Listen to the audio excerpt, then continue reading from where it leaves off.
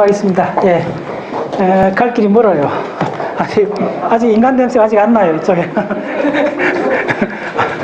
예. 짐승을 좀 더 달아야 돼요. 인간까지 가려면. 예. 좋아요. 예. 아주 좋아요. 예.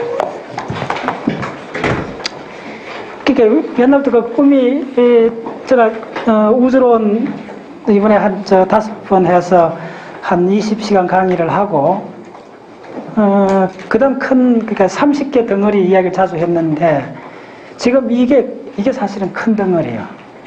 그 예를 들면 우주론에서는 지금 원래 2개 덩어리밖에 없어요. 일반 상대성 이론 푸는 거. 그 다음에 허리드만 방정식하고 해서 우주의 나이 계산해서 우주의 전체 도표 그리는 거. 그게 거의 2 모듈밖에 없어요. 생물학 쪽에, 지구과학 쪽에는 모듈이, 보행도 하나요. 판구조로는 모듈에 들어가지도 않아요, 사실은. 왜냐면 모듈로 중요한 내용이긴 한데, 모듈 정도로 S가 공부할 안 해도 그냥 다 이해되기 때문에 모듈로 설정을 안 하는 거예요. 네, 중요하긴 한데. 그래서 모듈로 설정한 거는 뭐냐 하면 30개 모듈이라는 거는 반드시 그걸 깡그리 암기를 하셔야 돼요. 그리고 그 지식의 난이도가, 그러니까 궁극적으로는 한 석박사 과정을 포맷으로 하고 하는 이야기예요. 이거는 모듈에 들어가요. 이 모듈은 지금까지 만나는 모듈 중에 30개 모듈 중에 가장 광범위한 모듈이에요. 이 모듈 하나만 확립하시면 생물학, 진화학 이거 다 들어가게 돼 있어요. 심지어 나중에 척추신경, 중추신경 진화, 척추동물 비교신경 해부학도 속에 다 들어가게 돼 있어요. 네. 이거는 엄청난 모듈이. 그래서 이 모듈을 제가 한 3년 전부터 꿈을 꿨는데, 왜 이렇게 먼저 제시를 못했나 하면, 이 모듈 자체가 엄청나게 많은 암기력을 요구를 해요. 우리 지리산에 가갖고, 카모실 대석패, 에올, 마플펄, 그거 하나 외우는데 1박 2일 했어요. 그거 하나 외우는데 1박 2일 해도 아직도 지금 헷갈리고 있어요. 네, 저는 3년째 이렇게 해봤는데도, 원래 이제 드디어 한 30% 정도 제시할 수 있어요. 원래는 이름만 제시하는 거예요. 적어도 이 모듈에는 관련된 학문 분야가 한 5개 들어가 있어요. 엄청난 모듈이에요. 네.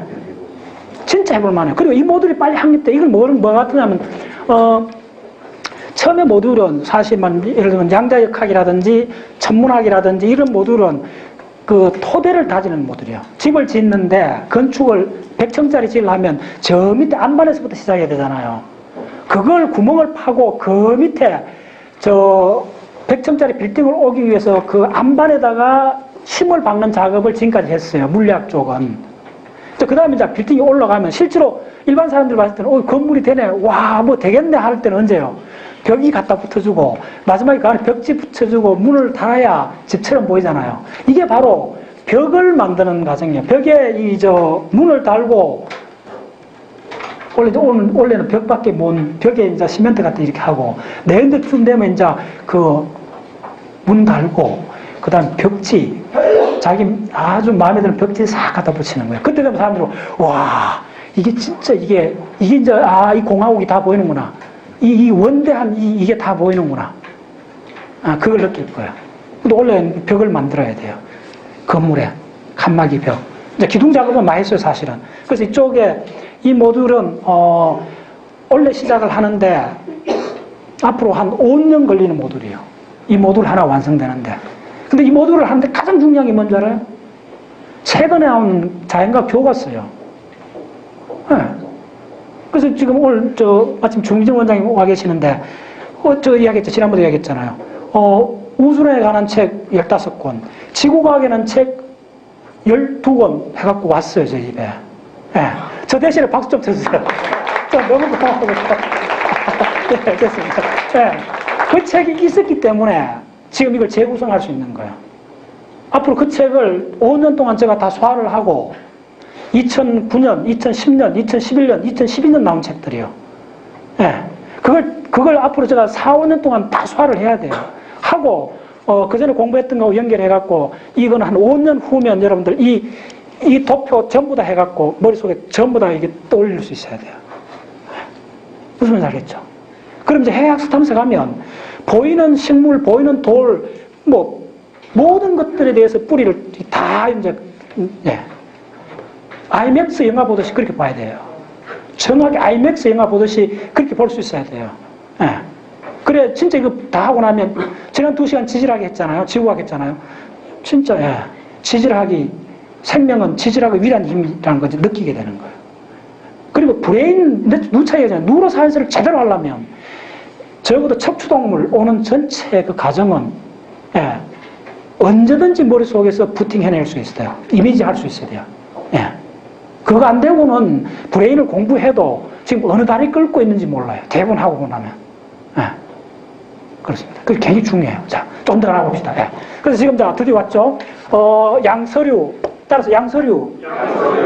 양막류. 양막류 엄청 중요해요. 발생할 때 이거 4시간 했잖아요. 양막 그 형성, 태반에서 양막 얘기했잖아요. 양막류가 되고, 양막류로 갖고 지금 파충류, 조류, 포유동물 깐그리 설명을 하는 거예요. 지금 여러분 지질박물관 가면 이거 바탕으로 다시 지질박물관 재밌어요. 제가 해마다 서너 번 가보는데 올해도 지금 한 4번 갔어요. 벌써 지질박물관. 가보면 이게 해마다 전시물을 바꿔요. 새롭게 해줘요. 그 참 그 우리나라에 있는 박물관 중에는 지질박물관 참 괜찮아요. 근데 그 가보면 이 동물 분류를 최근 나온 이쪽 다 바꿔주고 있어요. 가보면. 그래서 자 지금 이제 하는 거는 포유동물. 자 포유동물 한 뿌리를 뽑아봐야 돼요. 포유동물 말씀드린 요 도표 하나면 끝납니다. 요 도표 하나면 포유동물 몇 종류? 따라서 5,400종. 5,400종. 신생대는 포유동물 시대다. 우리가 포유동물이잖아요. 드디어 우리 이제 만나는 거예요. 신생대 포유동물 깡그리 이해를 하셔야 돼요. 오케이. 자, 들어갑시다. 자, 포유동물 합니다. 이건 도표를 잘 그리셔야 돼요. 5,400. 포유동물 5,400종이요. 그 5,400종에 가장 많은 종이 무슨 종일까? 미리. 포유동물 종이 많아요. 한 18목이 있어요. 문강목 가속종 할 때 목이 그 포유동물 목 중에 가장 포유동물의 거의 반을 차지하는 동물군이 있어요. 뭘까요? 혹시? 짐작하셔야지. 바로 뭐냐면 쥐입니다. 쥐. 설치류입니다. 설치류가 2,000종이나 있어요.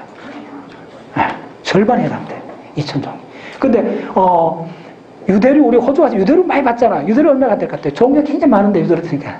유대류 지금 남아있는 거 143종밖에 안 돼. 설치류가 얼마나 대단한 거 알겠죠? 이제 그거 한번 쭉 해봅시다. 거기서 너 이상하다. 내 항복 줘야지.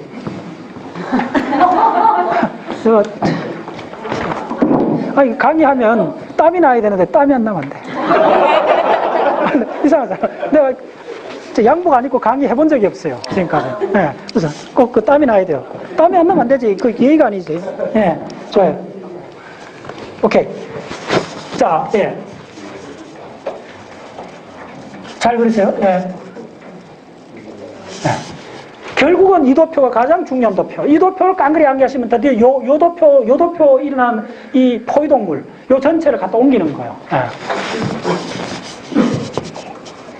자, 빨리 하겠습니다.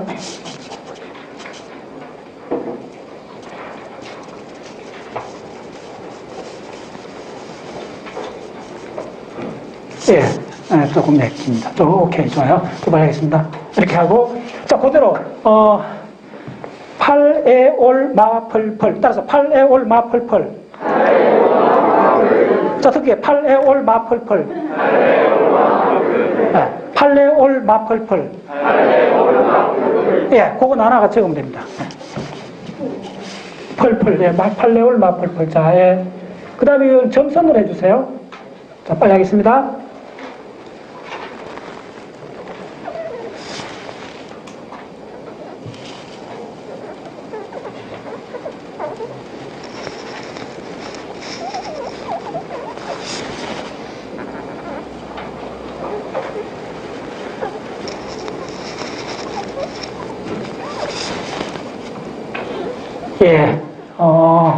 대학 노트 거의 한 장, 쭉 생각하세요.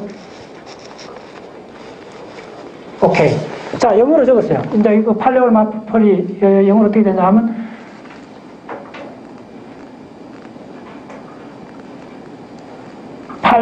팔레오세, CEN입니다. 팔레오세 할 때 CN이에요. 세, 여기 세로 나눠요. 팔레오세, 그 다음에 에오세, EOCENE. 팔레오세는 PALECONE. 근데 CENE 계속 붙여주면 돼요. 우리 팔레오 그쪽에 또 CENE 붙여주면 돼요. 그 다음에 에오세는 EOCENE. 그 다음에 올리고세는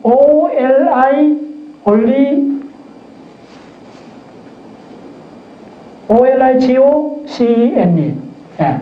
그 다음에 마이오세는 MIOCENE. 자, 안 어렵습니다.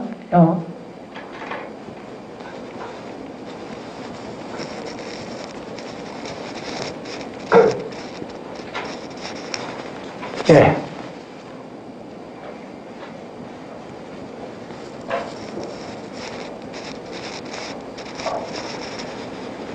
자, 마이오세 다음에 뭐죠? 예, 플라이오세. 예, PLIOCENE. PLIOCENE. 플라이오세. 다시 플라이오세. 플라이오세. 예. 자, 그 다음에 마지막이 뭐죠? 플레이스토세. 어떻게 하면 PLEISTOCENE.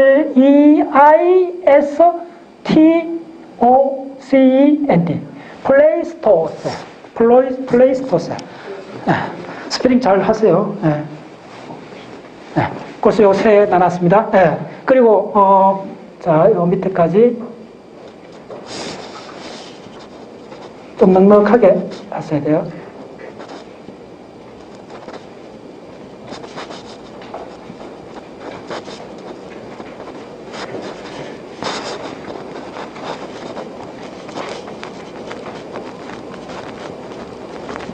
자, 점선을 하고.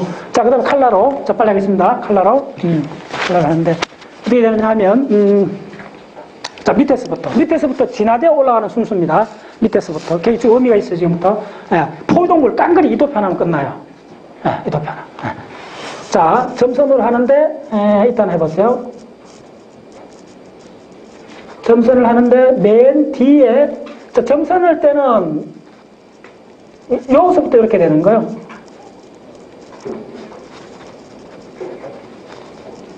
이렇게.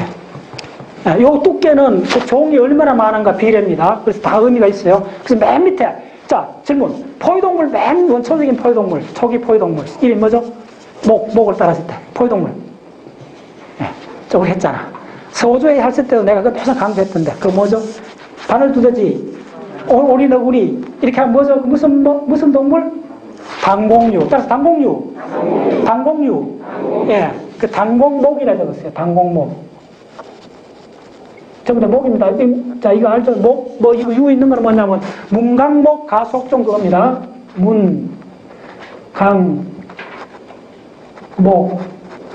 과, 속, 종.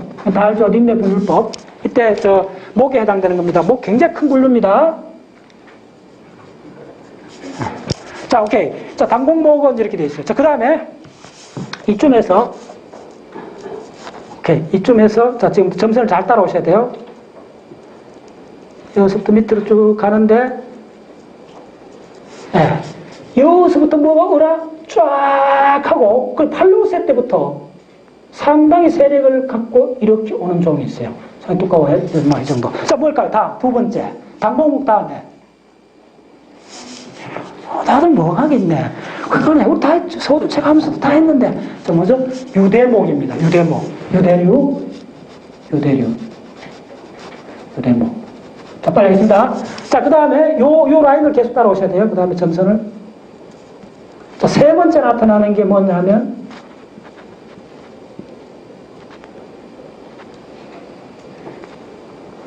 자, 세 번째가 뭐냐면, 자, 이름 혹시 진화상으로 세 번째. 자, 이름 미리 이렇게. 따라서 아마로딜로, 개미핥기. 자, 그럼 그게 속하는데, 그 개미핥기가 왜 핥을까요? 깨물어보면 되는데, 왜 핥을까요? 이빨이 형편없으니까 그렇지. 그래서 한자로 뭐냐면, 빈치류. 따라서 빈치류. 빈치목입니다. 그 한자입니다. 전부 다 한자 알아야 돼. 내 노선. 빈약한 이빨이라는 거요. 이빨이, 노상 핥아 먹으니까 개미 핥기, 아마로지, 뭡니까? 예. 나무 넓어, 개미 핥기, 예. 이런 거죠. 아. 상당합니다. 근데 출발이 상당히 일찍부터 해요. 예. 오케이. 자, 그 다음에 세 번째 진화상으로, 자, 이쪽 포유동물입니다. 미리 말씀드렸지만, 포유동물. 세 번째는 조금 그래요. 이름이.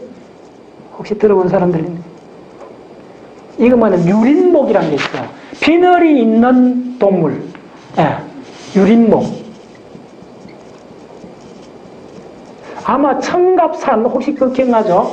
예, 그런 걸, 아마르딜로가 들을 거예요. 청갑산, 아마르딜로. 비늘, 그저 있잖아. 비늘이 있잖아요. 예, 그걸 말하는 거. 그건 중요해요. 이런 동물들이. 자, 그 다음에 이쪽에 왕창. 자, 드디어 나타났어요? 아니. 고절에 있는 게 뭐냐 하면요. 요렇게 해서, 자, 우리 쪽으로 오가고 있어요. 요렇게 상당히 지금 왔을 때, 그러니까 이쪽으로 올수록, 그러니까 현재 이쪽으로, 그러니까 제 사기 이쪽으로 올수록 커지는, 분포가 많아지는 동물인 거죠. 이거는. 뿌리들에게. 이게 뭐냐 하면, 예, 토끼목입니다. 토끼목. 예. 자, 그 다음 빨리 하겠습니다. 그 다음 주인공 나타났어요. 조금, 자, 우리 이쪽으로 오면 중요한 거는, 색깔 좀 바꿔야겠습니다. 와, 진짜 야들은 못 말라요. 못 말리는 종이 있어요.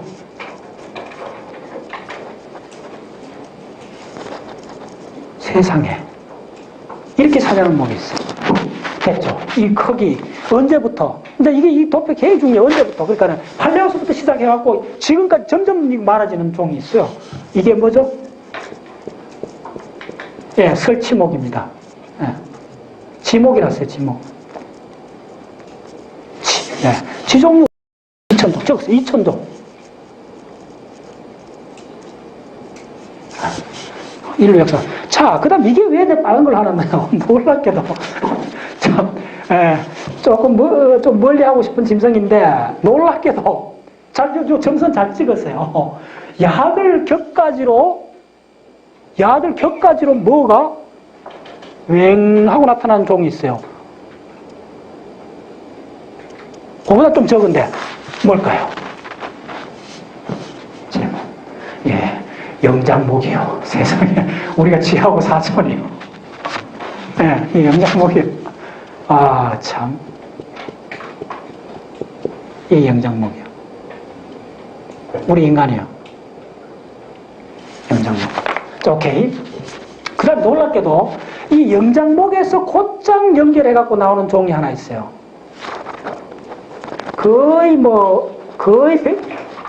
여러분, 동물의 왕국, 특히 말레이시아나 인도네시아 이런 거 보면 간혹 나오는 게 있어요. 저 원숭이인데 휙 날아다니는 원숭이 있잖아요. 예, 그걸 뭐냐면 피막목이라 그래요. 예. 이 날개에 있는 그 영장류 종류가 있어요. 그 우리하고 거의 사촌이요. 예. 우리 쪽에서 조금 우리 잘못하면 걸로 갈 뻔했어요. 이렇게 연결돼 있어요. 예. 영장목. 예. 그 우리 여기 연결사항 잘 따로 있어요. 자, 그 다음에 중요한 목들이 그 다음에 이후로 올라갑니다. 여기서 뿌리에서. 예.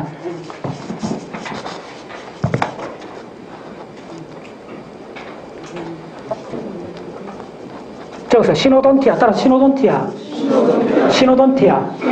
이제 야에서 온 거예요, 사실은. 야가 뭐냐면 포유류 조상입니다.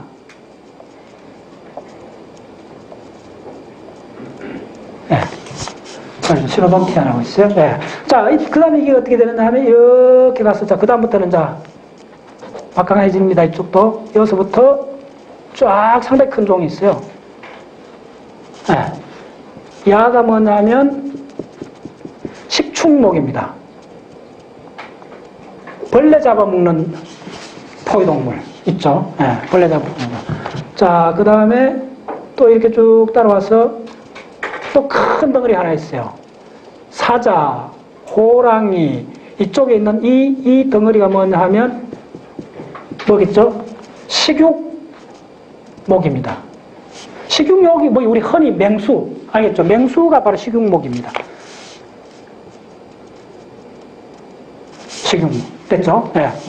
자, 그 다음에, 그래, 요대로입니다. 식충, 식육, 목, 예. 자, 그 다음에, 여러분 잘 아는 뭐가 있느냐 하면, 이쪽에 아주 특이한 종이 있어요. 뿌리가 달라요. 뿌리가 달라요. 뿌리가 다른데, 얘들은 에오세, 잘 아세요. 에오세 반짝했다가, 그 다음에 이렇게 되는 종이 하나 있어요. 예. 야가 뭐냐면, 고래목입니다. 고래목이요. 예. 그 다음에 지금 좀 있는데 아주 희한한 종류 하나가 있어요. 이쪽에. 좀 왔다가 아주 가늘지만은 진화적으로 굉장히 중요한 목이 하나 있어요. 그게 뭐냐면, 예. 관치목이라는 게 있어요. 관치목. 따라서 관치목. 이게 무슨 말, 이빨이 원통으로 되어 있어요. 이게 뭐냐면, 흑돼지. 따라서 흑돼지. 돼지가 또 특이합니다. 돼지 종류 중에 한 종류인데 흑돼지가 이빨이 원통으로 되어 있어요. 에나밀질도 없고 진화상으로 굉장히 중요해가 거의 단일 종밖에 안 남아 있는데 관치목이라는 게 있어요. 중요해요. 포유동물 중에. 자, 그 다음부터는 또 기원이 좀 달라요. 자, 이제 무슨 말이죠? 이제 여러분들 뿌리를 찾으셔야 돼요. 우리 인간 영장류, 도대체 영장류가 뭔가 감을 잡으셔야 돼요. 이 속에서. 완전히 또 뿌리가 달라요. 이쪽하고 다른데 뭐가 있느냐 하면 옛날에 멸종된 강이 하나 있어요. 그러니까 동물 분류의 이쪽에 강, 굉장히 위에 있죠, 강. 예. 이쪽에 멸종된 강이 하나 있는데 그게 팔레오스 초부터 해갖고 이렇게다가 사라져서 여기까지 했다가 사라진 강이 있어요. 이걸 뭐냐면 과절강이라고 그래요. 일단 멸종됩니다. 이 멸종되던 걸 알죠? 이 턱도 보면 요트밖에 없었으니까요. 여기까지 오면 지금 현생 종이고. 오케이. 가절강이라는 종이 있는데 이 종이 왜 중요하냐 하면 멸종은 했지만은 이 종의 뿌리를 두고 이 종의 후예들이 남아있어요. 지구상에. 그 후예가 뭐냐 하면 첫 번째가 자, 이렇게. 뭐냐 하면 이렇게 지금은 좀 약한데 옛날에 야들도 한창 번성했을 때가 있어요. 이게 뭐냐면 말목입니다. 말. 네. 자, 그 다음에 이어서 또 나온 게 지금 중요해집니다. 상당히 큰 덩어리들이 하나 있어요. 자, 이거 중요했다. 말보다 더 중요한데 이게 무슨 목이냐 하면 우리나라 사람 다 알아야 돼요. 소목입니다. 세상에. 소가 이렇게 되었다는 거예요. 참 기가 막히죠. 진짜 알아야 될 지식이요. 진짜 알아야 될 지식, 우리가. 소목이요, 소. 근데 소가 바로 뭐냐 하면 뭐죠? 바로 이게 뭐죠? 지금 이제 맞춰보세요. 대형 포유동물이잖아요. 무슨 말이죠? 초식 대형 포유동물 나타나는 거죠. 예. 예. 그래서 이쪽으로 오면 사실 요걸 그림을 잘 그려야 돼요. 진화적으로. 어떻게 됐나 하면 이게 이렇게 커져요. 점점. 인류의 진화하고 관계있습니다. 내가 자주 이야기하잖아요. 인류 진화하고 이쪽이 대형 초식 동물이 나타나고 그 다음에 다시 대형 육식 동물이 나타나면서 이쪽으로 오면서 신생대 근세 쪽으로 오면서 나타나면서 드디어 우리가 그 호모사피엔스 우리 선조들이 200만 년 전에 육식을 했다 그 이야기 했잖아요. 하이나처럼. 그게 지금 이제 그려지죠. 무슨 말이냐면 이거 소를 대표로 하지만 이쪽에 굉장히 많겠죠. 대형 초식동물. 대형 초기도 많아지고 대형 육식동물 많아지니까네. 묻고 남은 그 찌꺼기들이 있을 거 아니에요. 그걸 우리가 이 영장목의 후예들이 훔쳐먹은 거예요. 가들이 우리 선조가 된 거예요. 이거 먼저 아셔야 돼요. 오케이? 네. 자, 그 다음에 있는 게 뭐냐 하면, 자, 하나 더 있어요. 하나 더 있는 게 뭐냐 하면,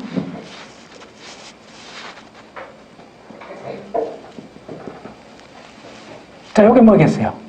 지금도 꽤 있어요. 이게 뭐냐 하면, 장비목입니다. 삼국지는 장비가 아니고, 코가 길다. 그래서 코끼리입니다. 코끼리. 예. 코가 긴 짐승입니다. 장비목이. 예. 장비목. 자, 그 다음에 마지막으로 뭐가 있나 하면, 아주 소수이긴 하지만은 한 목이 더 있어요. 이게 뭐냐 하면 바다소, 해우목입니다. 바다 포유동물 있죠. 바다 포유동물. 큰 포유동물 있잖아. 해우목이요. 예. 자, 이 도표 얼마나 중요하나 한번 보세요. 자, 이제 전부 이게 무슨 시대죠? 바로 신생대잖아요. 신생대, 우리 주변에 있는 그런 많은 본 짐승들이 신생대에 어떻게 번식을 했는가, 세력이 어떻게 됐는가를 나타내는 도표예요. 참 중요한 도표입니다. 그리고 대부분 우리 어디 속했던 이제 아시겠죠? 지목에서 분파돼 나온 거예요. 네. 그래서 우리 쪽으로 오면서 중요한 진수류, 그 다음에 뭐냐면 요거에서 하나 짐승을 집어넣어야 돼요. 포유류는 당복류가 있고 유대류가 있고 나머지 6부터는 전부 다 뭐라 그러죠? 6부터 이렇게 올라가는 거. 이게 태반류입니다. 태반류. 태반 포유류요. 태반 포유류의 시조가 되는 짐승이 있어요. 그게 이름이 뭐냐면 에오마이어요. 네. 에우마이어. 기억해놨어요, 이거 다큐멘터리 자주 나오고 책자에 많이 나옵니다. 에우마이어. 최초로 태반을 가진 짐승이요. 얼마나 중요해요. 에우마이어. 에오마이어입니다. 저거 보니까.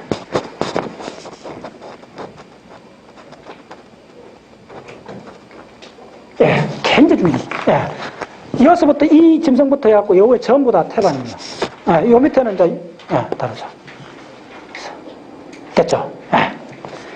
자, 그 다음에, 자, 다 와갑니다. 다 가요. 우리 고향으로 가야지. 자, 우리는 영장류 중에, 영장류 뿌리 뽑아야 되다. 이제 마지막 영장류. 영장류가 하면 다 온 거예요. 예. 자, 영장류는 이런 도표로 그려야 되지만은 더 중요한 게 영장류 공부를 하시면, 대부분 영장류 몇 종류?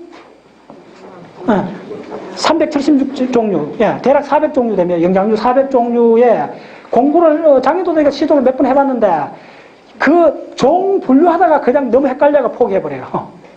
그 다 종 너무 복잡해요. 근데 그쪽에 인간 진화 쪽 이야기할 때 그 영장류 분류를 여러분 정확하게 이해를 하셔야 돼요. 근데 그거는 자 빨리 하겠습니다. 영장류 도표를 그리지 말고 먼저 이걸로 하세요.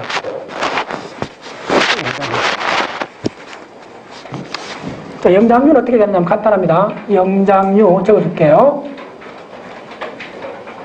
영장류는 요 도표 하나 하면 대충 감 잡습니다. 영장류는 크게 아주 초기 형태라고 원원류라고 그래요. 따라서 원원류. 자, 멀리 있는 원숭이다. 진화적으로 굉장히 우리한테 멀리 떨어지는 원숭이다. 아주 초기 단계 원숭이다. 그 말이죠. 원원류.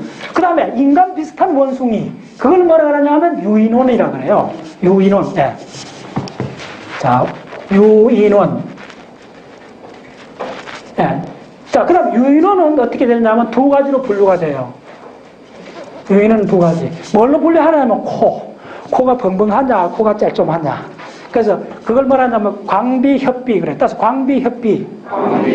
네, 광비는 코가 넓은 거, 협비는 코가 적은 거. 영장류 분류할 때 굉장히 중요해. 코를 갖고 분류합니다. 그래서 광비, 협비.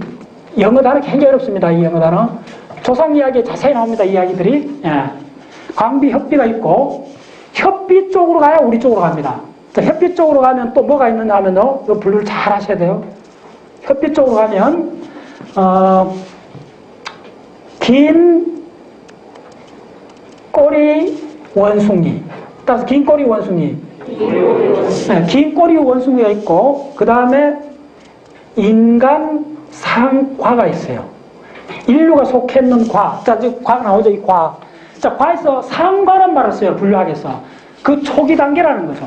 예, 인류가 갈 때 초기 단계 상과가 있어요. 인류 상과에 이제 여러분들 흔히 듣는 것들이 나와요.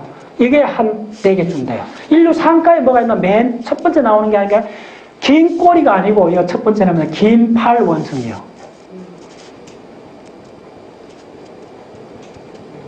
긴 팔 원숭이. 네. 그 다음에 뭐가 있느냐 하면 잠시만요. 그 다음에 나오는 게 우랑우탄이요. 자, 빨리 하겠습니다. 우랑우탄이 나오고 그 다음에 고릴라가 나오고 그 다음에 침판지가 나오고 자, 마지막으로 호모사피엔스 인간이 나와요.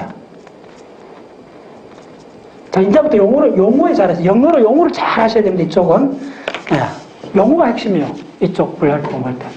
자, 미리 말씀드렸는데 이쪽은 어떻게 되냐면 이쪽은 대부분 영어로 하시는 게 좋아요. 네, 영어로 많이 씁니다. 자, 원원류는 종류가 뭐가 있냐면 TARSIER 따라서 타저. 네, 이게 뭐냐면 안경 원숭이입니다. 안경 원숭이. 그 다음에 뭐가 있냐면 노리스. 그 다음에 레무아. 그 다음에 뭐가 있냐 하면, 갈라고. 자, 따라서 타저, 노리스, 레무아, 갈라고. 네, 이건 주로 있는 마다가스카르 섬에 있습니다. 그 다음에, 이게 뭐냐 하면, 마다가스카르 섬에 있고, 이건 좀 야행성입니다. 굉장히 중요해요. 야행성이고, 굉장히 우리 초기 형태죠. 포유동물. 야행성이고, 그 다음에 뭐냐면 아주 작아요. 쪼맨해요. 저 보여줬죠? 옛날에 파워포인트 보일 때 손가락에 매달리는 원숭이 있어요. 네. 봤죠? 그 안경 쓰는 거 봤죠? 갈라고 보셨나요? 제가 언어 지나할 때 강의할 때 갈라고 그 눈하고 손 딱 이렇게 있는 거 봤죠? 그게 갈라고요. 그걸 알아야 돼요. 진짜 중요해요. 그런 지식들이. 예. 적어도 인간이 뭐냐 묻고 싶은 사람은 400종류의 원숭이를 다 분류할 수 있어야 돼요. 첫 번째. 제가 봤을 때는. 그리고 그 생태계를 다 이해를 하셔야 돼요. 그리고 적어도 5천만 년의 이 영장류의 진화를 다 이해를 하셔야 돼요. 그리고 나서 인간이 뭐냐 물어야 돼요. 너무 간단히 생각해요. 그렇죠? 네, 이 용어 다 암기하셔야 돼요. 네, 바로 우리 입장입니다. 자, 그래서 우리나라 말로 하면 여기 뭐냐면 타저는 안경 원숭이, 노리스는 광대 원숭이. 자, 네모화가 뭔지 알아요? 네모화가? 네, 이게 바로 여우 원숭이요. 되게 중요합니다. 여우 원숭이. 네, 갈라고는 뭐라더라? 갈라고는 뭐냐? 갈라고에 대해서는 조상 이야기에 한 2페이지에 걸쳐서 상세히 설명이 되어 있습니다. 조상 이야기 대단한 책입니다. 다른 책 참조하지 마시고 이쪽 부분은 조상 이야기 다시 보세요. 네, 굉장히 잘 써주셨어요. 네, 실제로 그 뭡니까? 그 저자가 누구지? 도킨스가 어릴 때 저 인도네시아가 저쪽에 그쪽에 살았어요. 어린 시절을. 그래갖고 원숭이들하고 굉장히 친해요. 남을 때 살았는데 인도네시아도 있었어. 인도 저쪽에도 있었어. 그러니까 세계적 학자가 되는 게 그렇게 간단히 되는 거 아니에요. 어릴 때부터 자기가 그런 쪽에 가까이 있었던 거예요. 아인슈타인 아버지가 무슨 일 한 줄 알아요?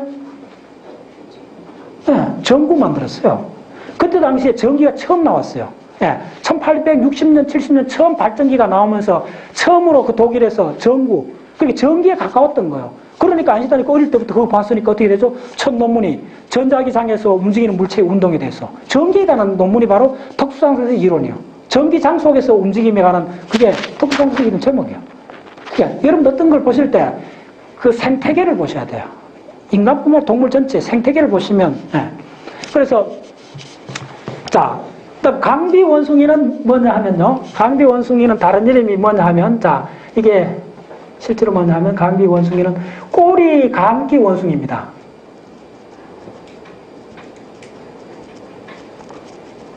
자, 원숭이에 대해서 전문가 되어야 됩니다, 여러분들. 그 사파들 보면, 사진 보면 꼬리 갖고 쫙 나무 가면 원숭이 자주 보죠. 그게 꼬리 감기 원숭이고, 그거는 주로 어디 있느냐 하면요. 어디 있을 것 같아요, 지구상에? 그게 아프리카에 있을 것 같아요? 마다가스카르 섬에 있을 것 같아요? 그게 어디 있느냐 하면요. 주로 저 중남미에 있어요. 예. 우루과이, 뭡니까, 저쪽에. 예, 그게 뭐냐면, 신대륙 원숭이입니다, 이게 바로. 그 유명한, 예, 이게 다른 이야기 신대륙 원숭이에요.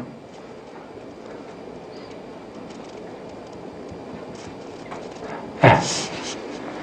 자, 그 다음에 이쪽은 구대륙 원숭이입니다. 예, 구대륙 원숭이가 이제 우리 쪽으로 가요. 예. 자, 그 다음에 이제, 그걸 하시고. 그 다음에 이게, 영어로 어떻게 되느냐 하면, 영어가 잠깐 헷갈리는데, 영장류 영어로 뭐라 하겠어요? 네. 예. 프라마이트입니다. 프리마이트. P-R-I-M-A-T-E. 자, 요거 구분하세요. 프라마이트. 그 다음에, 원원류는 영어로 어떻게 되냐면요. 프로시미안. 따라서 프로시미안. 이쪽 공부를 해보시면, 용어에 전부 다 좌절을 해요. 용어에 무너져요. 그거 통과 못 하기 때문에 그걸 즐길 수가 없어요. 다시 말씀드리면, 이 도표를 왜 내가 이걸 하냐면, 완전 온오프 게임이요. 기억하느냐 못하냐 이 문제예요. 기억 못하면 들어갈 수 없어요. 전부 다 그 용어로 번복이 되어 있고 실제 내용은 몇 가지 없어요. 용어만 알면 그 정보의 반은 장악해버려요. 용어를 모르면 그 내용 전체를 들어갈 수가 없어요. 오케이? 네. 자, 그래서 유인어는 뭐라겠어요? 오케이, 유인어. 예, 안스로피디아, 안스로포이드, A-N-T-H-R-O-P-O-I-D. 예, 안스로포이드. 예. 자, 그 다음 요소 중요합니다. 요거는 다른 인데, 요 인간 상가를 어떻게 부르는 줄 알아요? 인간 상가의 영어가 호모노이드입니다. 따라서 호모노이드. 호모노이드. 예. 호모, N-O-I-D. 호모노이드. 예. 따라서 호모노이드. 자, 그럼 마지막. 다 왔어요. 마지막 요거 이제 헷갈려요. 요거는 요렇게 또 달라요. 요 집안이 달라요. 그래서 요렇게 고릴라, 침판지, 인간을 묶는 요 집안의 이름이 뭐냐 하면 그게 바로 호모닌입니다. 호모닌. 따라서 호모닌. 예. 이거 구분 안 하니까 책 보면 항상 헷갈리지. 그 말이 그 말 같고. 예. 영어가 90% 있죠. 내가 봤을 때는. 영어를 정면으로 완전히 자기 걸로 해버려요. 그러면 금방 들어가요. 따라서 호모닌.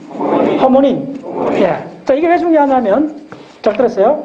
어떻게 됐냐면, 긴팔 원숭이는 영어로 뭐랬냐면, 기본입니다. G-I-B-B-O-N. 기본으로 나와요. 예.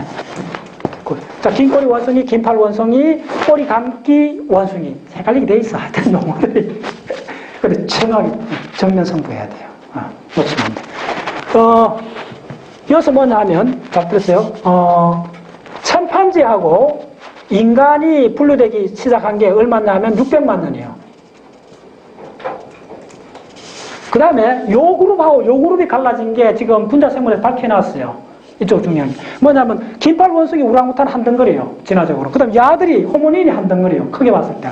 이 두 덩어리가 갈라진 게 언제냐 하면, 굉장히 중요합니다. 800에서 9.500만 년 전이에요. 대략 900만 년 전이라고 기억하세요. 자, 내가 질성가신 노상이 1000만 년이 얼마나 긴 시간인가를 꼭 기억하라 그랬잖아요. 네, 그 잣대를. 인도판이 언제부터 움직이기 시작했죠? 700만 년 전에서 그 긴 태평양을, 인도양을 가로질러갖고, 유라시아판 밀고 올라갔잖아요. 700만 년, 그러니까 7천만 년 사이에 대륙 하나가 완전히 붙을 수가 있는 거예요. 근데 보통 1000만 년 같으면, 지금 800만 년, 900만 년, 1000만 년 단위잖아요. 1000만 년 같으면 이것은 이제 갈라지는 거예요. 이렇게 갈라지고, 침판지, 고릴라, 인간 갈라진 건 600만 년쯤 되고. 예. 자, 오케이. 그래요. 그래서 요게 기본 모듈이 하나입니다. 그래서 여러분들 요거를 전체를 일단 뭐냐면, 이건 깡그리, 게임, 무슨 게임이냐 하면, 이해하는 게임이 아니고, 암기했느냐, 못했냐, 이 게임이야. 참으로 그래. 예.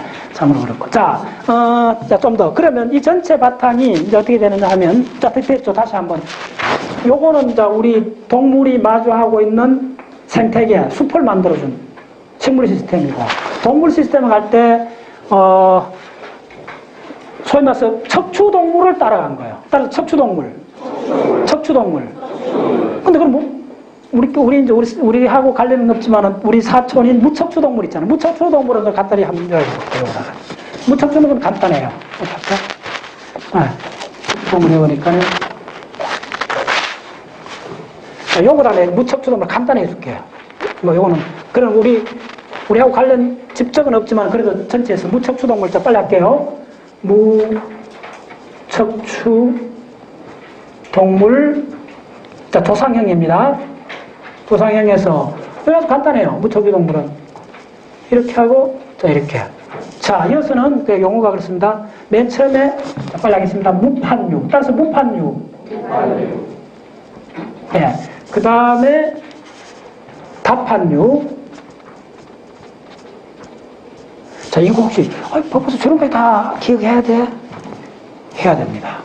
왜 해야 되느냐 하면, 지구상에 척추동물만 있는 거 아니에요. 단순히 그런 이유 때문에 그런 게 아니고, 고생물학에 들어가 보면 표준 화석이 척추동물보다 무척추동물이 더 많아요. 시대 구분할 때. 이거 보시면 무척추동물 언제 그죠? 이쪽에. 무척추동물이 초기부터 있잖아요. 자, 빨리. 그래서 다판류가 있고, 그 다음에 이쪽에 뭐냐면 단판류가 있어요. 자, 이때까지 배웠어요. 단판류가 있고, 그 다음에 일단 해보세요. 이쪽에 뭐냐면 굴종류가 있어요. 자, 이런 건 그렇게 중요하지 않습니다. 근데 이쪽이 중요해요. 이게 뭐냐면, 무척추동물에서 가장 흔히 보는 거, 조개. 조개가 학술 명칭이 뭐죠? 다 지질방문하는데 그때 사람들 그때 왔을 때 다 설명해 줬는데. 따라서 이메페류. 예. 이쪽에 가는 게 뭐냐면 이메페류. 그 조개가 조개 패자잖아요. 조개가 이 두 개로 딱 붙은 거, 정해 같은 거, 이메페류. 자, 그 다음에 뭐냐면 중요한 가지가 이렇게 하나 가는 게 있어요. 이렇게 가고 이렇게 가는데 이쪽 가는 게 뭐냐 하면 그 유명한 복종류입니다. 복종류가 뭐죠? 달팽이 종류 같은 거요. 네, 복종류. 그 다음에 이쪽으로 가는 게 두종류요. 두종류가 진짜 중요해요. 무척추동물에서 인간 가까운 형태가 뭐냐 하면 가장 최정점을 점유하는 게 두종류입니다. 무척추동물 브레인이 가장 진화한 게 뭐죠? 이거 하셔야 되는데. 무척추동물 중에 가장 진화한 동물, 브레인. 예, 문어입니다. 예, 문어, 오징어 이쪽입니다. 특히 문어 엄청 중요해요. 그게 무슨 종이죠? 그렇죠. 두 종류. 머리에 발이 났다가 두 종류죠. 예. 진화적 굉장히 중요해요. 그 다음에 이쪽에 아주 중요한 한 그룹이 있어요. 이 그룹이 뭐냐 하면, 예, 암모나이트.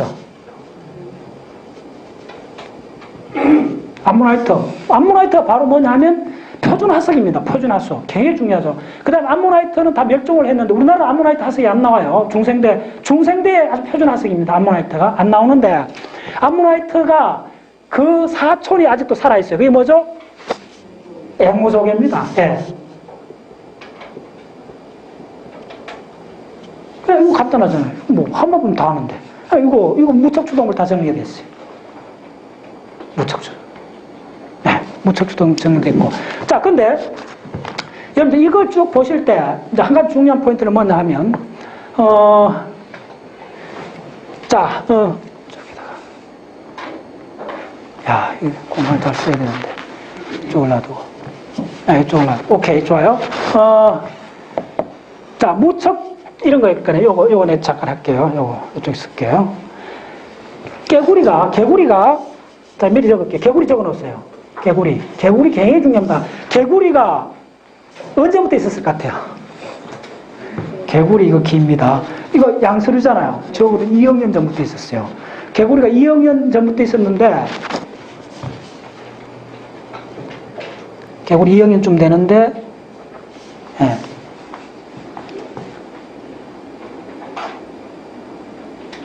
개구리가 몇 종류가 있느냐 하면요, 3,000종이 있어요.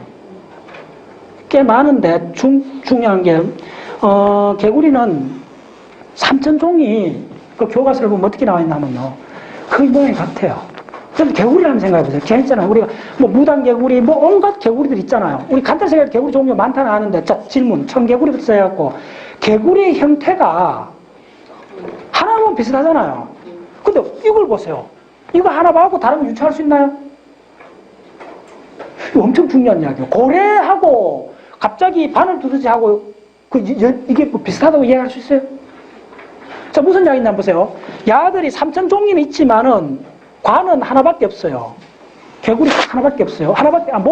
목이 하나밖에 없는데 문감 할 때 개구리는 한 목밖에 없어요. 한간가 그래요. 한 목이 중요해. 무슨 3,000년, 그러니까 2억 년 동안 진화되어 왔는 이 양서류가 개구리를 하면 그 포탈 알고 있잖아요.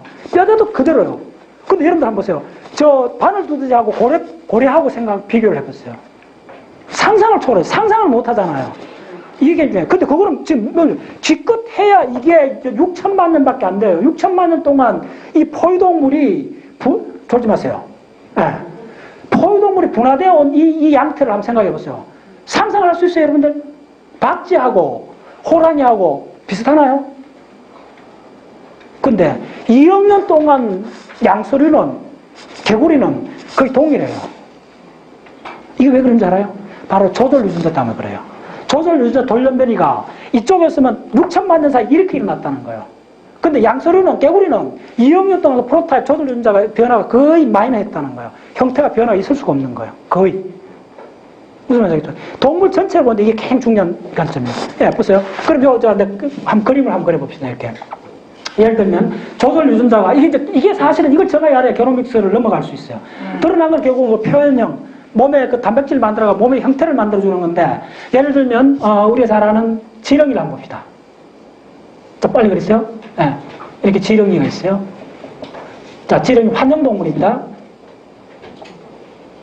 환영동물. 예, 5억 년 전에 있었어요. 캄브리아 생명이 대폭발 때 있습니다. 환영동물이요. 이게, 자, 소위 말해서 혹수유전자 그 강의 많이 했잖아요. 혹수유전자 앞에 전사조절인자, 레귤레터리 모듈, 예.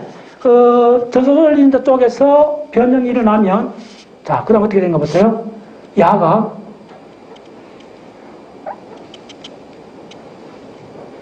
기가 막히게 바뀌어요. 뭐냐면, 이쪽이 뭐 이렇게 나요. 기본 몸통 거의 안 바뀌어요. 잘 그려야 돼요. 이게 뭔지 알아요? 진짜 아니에요. 지네의 다리가 이런가. 이게 그 유명한 유서동물이에요. 유서동물. 예, 여러분들, 저 이보 책에 보면, 미국의 캐롤, 교수가 자기 대학원생들을 호주에 보낸다 그러잖아요. 뭐 하러? 유서동물 호주에 있으니까 그거 찾는 것까지 상세하게 설명돼 있잖아. 거의 한 몇 페이지에 걸쳐서 유서동물에 대해서 설명을 합니다. 이보디베 책에 다시 한번 보세요. 그만큼 중요해요. 근데 보세요. 이 환영동물에서 몸 체형 그대로 있고 요 약간만 돌연변이 일어나는 거예요. 혹수유전자에 특히 전사조절인자에 약간 변이해갖고 요게 뭐냐 손톱 조자요. 손톱이요. 발톱. 그래서 이걸 뭐냐면 발톱이 있는 동물이 유서동물이라고, 유서동물.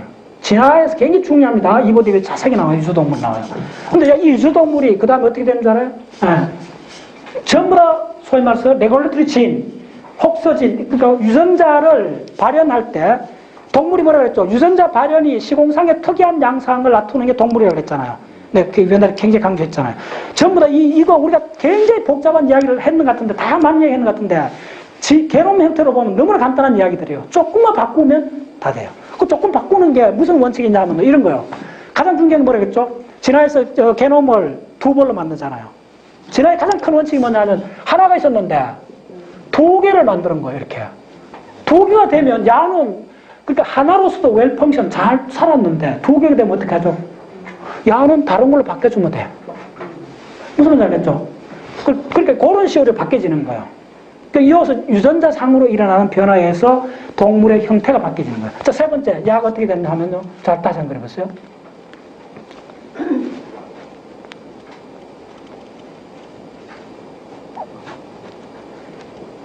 네.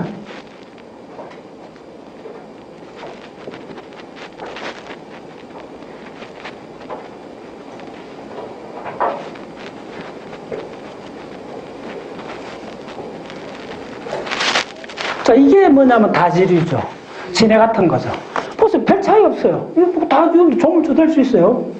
조물주 다 될 수 있어요. 살짝 바꿔주면 돼요. 네, 이게 다지류요. 네, 진해 같은 거. 네. 자, 그 다음에 이 아들이 어떻게 되는 줄 알아요? 그냥 조금만 바꿔주면 돼요.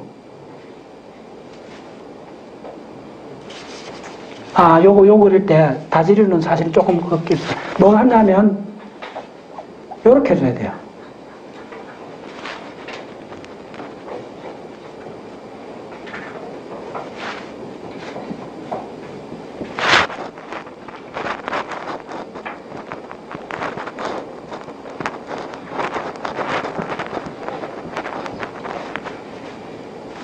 이렇게 됐죠. 자, 그 다음에 어떻게 되느냐 하면 야들이,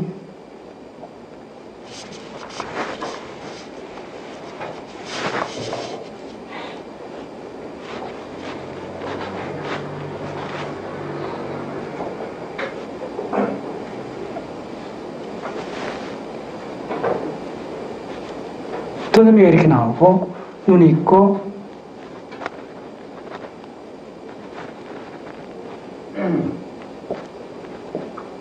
이렇게 약간 바뀌는 거예요. 무슨 이야기냐면, 몸 형태가 약간 바뀌어서 이게 바로 소위 말해서 곤충이 되는 거예요.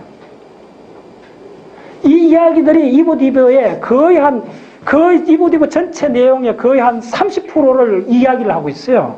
그 책에 거의 보시면 한 100페이지에 걸쳐서 바로 이 이야기입니다. 자, 왜 이해 말씀드리냐 한번 보세요. 이걸 이해하시면 개구리가 2억 년 동안 몸 형태 거의 안 바뀌었잖아요. 근데 우리 이걸 보세요. 이거 얼마나 놀라운 현상이에요. 네, 고래에서부터 박쥐, 그 다음에 우리 영장류 보세요. 요 손가락에 붙는 원숭이가 있어요. 그 다음에 고릴라 한번 생각해 보세요. 얼마나 달라요. 네, 이렇게, 이걸, 영어는 2억 년 동안 또 그걸 그대로 갖고 있는데, 우리 영장류에 오면서 이 조절인자들이, 전사조절인자들이 급격하게 돌연변이 일어나면서, 예, 언제 그냥 소위 말해서 창고기 때부터 진이 그 혹소유전자가 4배로 만들어져요. 혹소유전자가 보통 8개 있는데, 그게 한 50개로 바뀌어요. 바뀌어지면서 동일한 게 4배 생겼으니까 어떻게 하겠어요? 마음껏 변형하는 거지. 그래서 어떻게 됐나 보세요? 그래서, 자, 포유동물이 가장 중요한 게, 그래서 어떻게 됐나 하면, 포유동물이,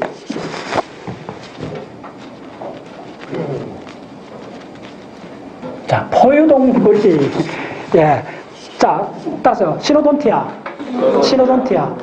예, 시노돈티아 하석을 저 면밀하게 살펴봤더니, 야들이 혁명을 일으켰어. 뭐, 그 전에 이 양서류하고 도마뱀 파충류 정도는, 자, 도마뱀 어떻게 하죠? 내가 옛날에 흉내 많이 했잖아.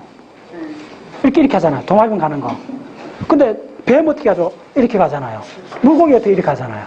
근데 야가 시노돈티아부터 봤더니 척추가 어떻게 하는 거예요? 이렇게 가는 게 아니고, 잘 보세요. 이렇게 가는 게 아니고, 무슨 말이냐면 이렇게 가요. 위아래로. 이게 첫 번째 혁명이에요. 뭐 좀 우스개 이야기로 모든 포유동물이 그 새끼 만들 때 어떻게 합니까? 피스톤 운동 하잖아요. 그때 어떻게 하죠? 우리가 허리를 이렇게 하잖아요. 예, 그래서 바로 저 도킨스가 딱 한마디로 표현한 건 뭐냐면, 예, 고래는 바다에서 뛰고 뱀은 땅에서 헤엄친다. 따라서요. 뛰고 뱀은 땅에서 헤엄친다. 고래는 바다에서 뛰고 뱀은 땅에서 헤엄친다. 무슨 말인지 알겠어요? 엄청난 이야기입니다. 진짜 도킨스 정도 되는 사람이 만들 수 있는 말이에요. 동물의 가장 핵심을 그냥 꽂혀요. 자, 보세요. 뱀은 땅에서 물이 없는데 어떻게 헤엄을 쳐? 그런데 뱀은 실제로 헤엄을 치고 있는 거예요. 물고기처럼 척추를 이렇게 좌우로 움직이는 거예요. 근데 고래는 물에서 뛰어다녀요. 헤엄치는 게, 고래를 헤엄친다면 틀린 이야기예요. 우리처럼 척추를 이렇게 하는 거예요. 이렇게 움직여주는 거예요. 그걸 처음 했던 동물이 바로 시노돈티아예요. 놀랍죠? 모든 척추동물이 새끼 만들 때, 소위 말해서 F1 만들 때 하는 행위가 이렇게 움직이잖아요. 피스톤 운동 하는 게 그게 뭐 기적이에요. 도마뱀은 그렇게 하지 않아요. 도마뱀 움직이면 이렇게 가요. 그래서 뭐 도마뱀이 이 다리가 가슴에 이렇게 붙어있거든요. 이런 뭐냐면 이렇게 움직일 때 이 움직이는 행위가 호흡을 억제를 해요. 호흡에 방해를 줘요. 그래서 도마뱀은 계속 달릴 수가 없어요. 도마뱀 쪼르륵 달리다가 한 5분 달리다가 스탑해야 돼요. 왜? 숨 쉬어야 되니까. 계속 뛰면 이 다리의 움직임이 옆에 이렇게 붙었기 때문에 이게 이 가슴을 압박을 해갖고 호흡에 지장을 줘요. 네. 그래서 도마뱀 잡았는 거 어제도 보여줬죠. 도마뱀 잡는 게 우리 김지현 선생님 잘 잡더라고. 도마뱀 어떻게 잡나니까 그 잡는 방법 알죠? 도마뱀 뛰어봤자 5분 이상 못 뛰니까네. 따라가면 돼. 따라가면 스탑에 가더라. 세상에. 근데 인간은 42.19 뛰잖아요. 왜 뛰어요? 뛰면 뛸수록 우리 뛰는 행위하고 호흡하는 행위가 서로 도와주잖아요. 보세요. 너 오늘 조깅했는데 뛰면서 뛰면 뛸수록 호흡이 더 잘 되잖아요. 거기서 봐. 이게 너무 당연한 이야기인데 그걸 아직 몰랐네. 한번 뛰면 뛸수록 호흡이 더 잘 되잖아. 이제 알았어요? 한번 뛰어보세요. 뛰면 호흡이 가빠지잖아요. 호흡 더 많이 하잖아요. 파충류는 안 돼요. 뛰면 뛸수록 호흡이 안 돼. 세상에. 이걸 내가 공부하면서 진짜 놀라워했어요. 이야, 참 그렇구나. 그동안 우리 몸 동안에 하나 제대로 관찰 안 했구나, 그거예요. 우리 인간이 왜 42.19 그렇게 뛸 수 있느냐? 뛰면 뛸수록 호흡이 더 잘 되니까는. 그렇잖아. 뛰는데 호흡이 안 되면 스탑해야지. 그게 굉장히 중요해요. 그래서 뭐냐 하면 바로 그 처음 이룩해준 게 시노돈티아. 따라서 시노돈티아. 선생님들, 특히 남자 선생님들 저녁에 좀 일하실 때 이거 좀 시노돈티아 좀 단어 기억해 놓으세요. 고맙다고 생각해야지. 그렇잖아요. 우리 선생님 말고 있으시는데. 그럼요. 그러니까, 우리 이용희 선생님 아시네. 그 말을 했어요. 그러니까, 이거 농담이 아니에요. 이거 우스갯소리도 아니고, 진지한 이야기예요. 우리가 얻는 이 포유동물의 고유한 형질이 그냥 된 거 아니라는 거. 무수한 진화상의 몸의 형태를 변형시켜서 우리가 만들어진, 얻어든 획득 형질이에요. 그래서 난 이런 공부할 때마다 진짜 어떤 눈물이 나요. 어떻게 이런 강의를 좀 줄 수가 있어요? 인간이 포기한 거지. 난 이런 강의를 듣고 조는 사람 같으면 말 그대로 포유동물 영장유익을 포기한 사람들이지. 줄 수가 없어요. 왜냐하면 눈물이 나는데, 그게 아마 여러분들하고 저하고 공부한 게 다를 거예요. 난 이거 하면 진짜 눈물이 나요. 내가 이렇게 척추를 이렇게 오늘 뛰면서도 뛸 때 산을 막 올라가면 이렇게 뛸 때도 호흡이 팍팍 이렇게 뛰면 뛸수록 호흡이 막 팍팍 되잖아요. 야, 뭐 당연하게 생겼는데 그렇지 당연한 게 아니라는 거예요. 참, 내가 옛날에 다큐멘터리 봤는데 수달하고 2m짜리 악어하고 싸우는 걸 봤어요. 디스커버리 채널 봐있는데 게임이 안 돼. 그러니까 수달이 그렇게 큰 수달이 아니요. 도마뱀 악어하고 하는데 처음에는 게임이 안 돼. 저 어디 싸우나 한참 봤는데 처음에는 뭐 수달이 근수도 못 가지 악어한테 팍팍 이라니까네. 근데 10분 지나니까 어떻게 된 줄 알아요? 도마뱀이 넉다운 돼 있어. 힘을 모아서 그냥 스탑해버려요. 가면은요, 하다가 그다음 스탑이에요. 다음 모드가. 그러니까 느긋하게 수달이 들어가고 고마뱀 그 큰 꼬리 잘라버리더라고요. 수달이 이겼어요. 뭔 차이? 뭔 차이? 산소요. 그럼요. 네. 그래서 우리 이 진화 척추동물은 이쪽으로 오면 척추 진짜 중요한 거예요. 이렇게 할 수 있잖아요. 이렇게 하기 때문에 고래는, 독해서 이야기 고래는 물 속에서 뛰어다니는 거예요. 뱀은 아직도 물고기처럼 이렇게 가는 거예요. 아시겠어요? 드디어, 자, 따라서 시노돈티아. 우리 척추동물의 가장 선조라 바로 이렇게 해줄 수 있었던 거예요. 이렇게가 아니고, 이렇게 해줄 수 있었던 거예요. 그래서 우리는 새끼 만들 때 이렇게 하는 거예요. 네, 아직도 그거 하는 거예요. 이게 얼마나 놀라운 거예요. 치타가 단거리 선수잖아요. 치타가 어떻게 된다 해서 이야기했죠?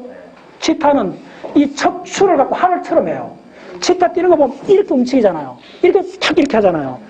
바로 이렇게 딱 움츠렸다가 탁 튕겨 이렇게 하는 거예요. 네. 이걸 이렇게 하는 거예요. 그래서 최고의 속도를 내는 거예요. 바로 척추를 칼처럼 휘어갖고 탁 튕기는 거예요. 네. 얼마나 놀라워요. 네. 참으로 그래요. 네. 그래서 결국은 이 모든 것들이 산소를 얼마나 인텍하는 이 능력, 그건 내가 잘 이야기하잖아요. 바로 그게 2억 5천만 년 전에 폐렴기 때 소위 기낭 시스템하고 핵융합 시스템 이야기했잖아요. 근데 바로 지난주에 산소라는 책 나왔잖아요. 그거 하나 이야기 나온 김에. 요거 조금 더 마무리하고. 그래서 포유동물 오면서 가장 중요한 포유들 특징이 뭐냐면요. 좌우에서, 척추로 움직인 좌우에서 어디로 바뀌었다? 상하로 바뀌는 거예요. 앞뒤로 바뀐 거예요. 앞뒤입니다. 앞하고 뒤. 이거 되잖아. 네. 네. 그 다음에 포유동물 두 번째 중요한 게 뭐냐 하면 포유동물은 아래턱이 통뼈로 되어 있어요. 하나요. 파충류는 이게 2개, 3개로 갈라져 있어요. 달라요, 이게. 원래 이제 파충류는 청각이 어떻게 되느냐 하면 땅 진동을 통해서 받아요. 턱이 아구가 이렇게 땅에 톡 대고 있잖아요. 어떻게 해서 좀 오면 붕붕붕 소리 날 거 아니에요. 턱이 이렇게 하잖아요. 턱하고 턱뼈하고 기속뼈가 연결돼 있어요. 오케이? 그래서 이 진동을 그냥 듣는 거예요. 땅의 진동을 듣는 거예요. 파충류는. 근데 우리는 어떻게 되냐 하면 목이 나오고 이렇게 중요한 게 기속뼈하고 아래턱뼈가 분리되어 있어요. 따라서 기속뼈 아래턱이 분리. 네. 바로 그 포유동물의 중요한 두 번째 특징이 기속뼈하고 아래턱이 분리되면서 이 공간이 넓어진 거예요. 그래서 뭐냐면 이쪽에 넓어져 갖고 두개골이 커진 거예요. 두개골이 커졌기 때문에 뭐냐 하면 바로 두개골 용량이 클 걸 미리 준비하기 시작한 거예요. 굉장히 중요합니다. 그래서 뭐냐 하면 이걸 어떻게 하면 턱뼈하고 아래턱뼈입니다. 특히 아래턱뼈하고 귓뼈가 망치뼈, 모래뼈, 등짝뼈가 분리되는 거예요. 분리되면서 뭘 갖고 오느냐 하면 두개골이 커져요. 소위 말해서 중추신경 시스템을 담을 수 있는 그 두개골 부피가 커질 수 있는 그 공간이 생기는 거예요. 엄청 중요한 얘기죠. 자, 그 다음에 이쪽에서 영장류로 오면서 가장 중요한 거 기억하세요. 영장류의 핵심은 뭐냐 하면요. 자, 영장류, 원숭이 종류. 원숭이 종류가 여기에 있는 10몇 가지 그 포유동물 중에 자, 요거 두 가지는 포유동물 일반적인 특징이고, 영장류는 요거 플러스 네 가지 다른 특징이 있어요. 간단히 말씀드리면. 원숭이 종류하고, 개나 말이나, 뭐, 코끼리나, 뭐, 박쥐나, 고래나, 염소나, 토끼나, 쥐나 비교했을 때 탁 드러나는 특질. 네, 첫 번째 뭐냐면요.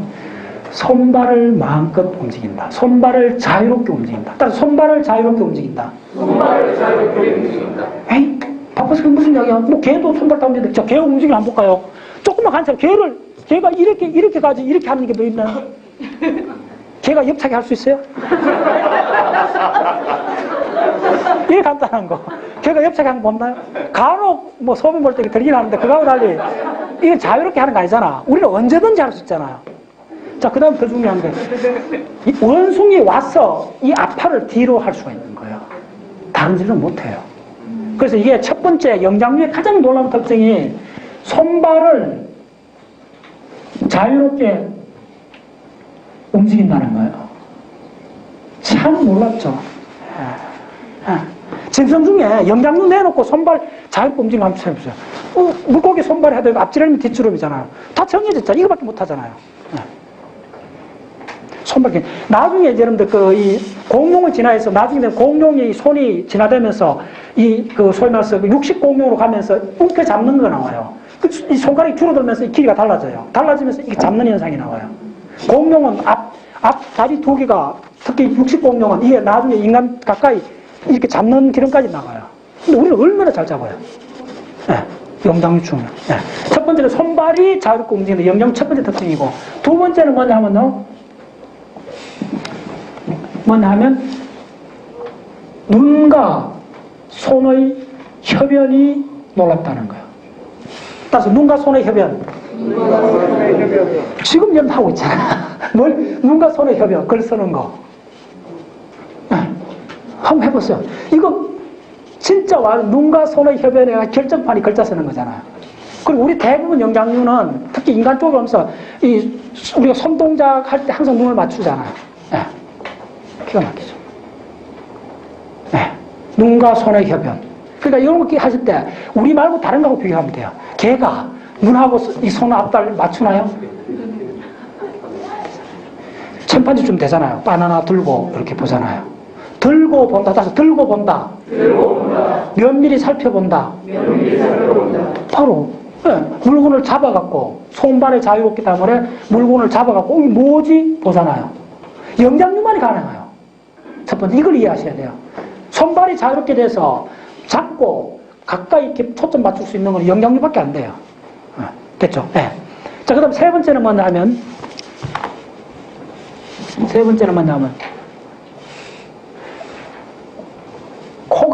코가 줄어들어서 얼굴이 뭐냐면 이게 자, 요거는 금방 지함 생각해 보세요. 요렇게 그릴 수 있잖아요.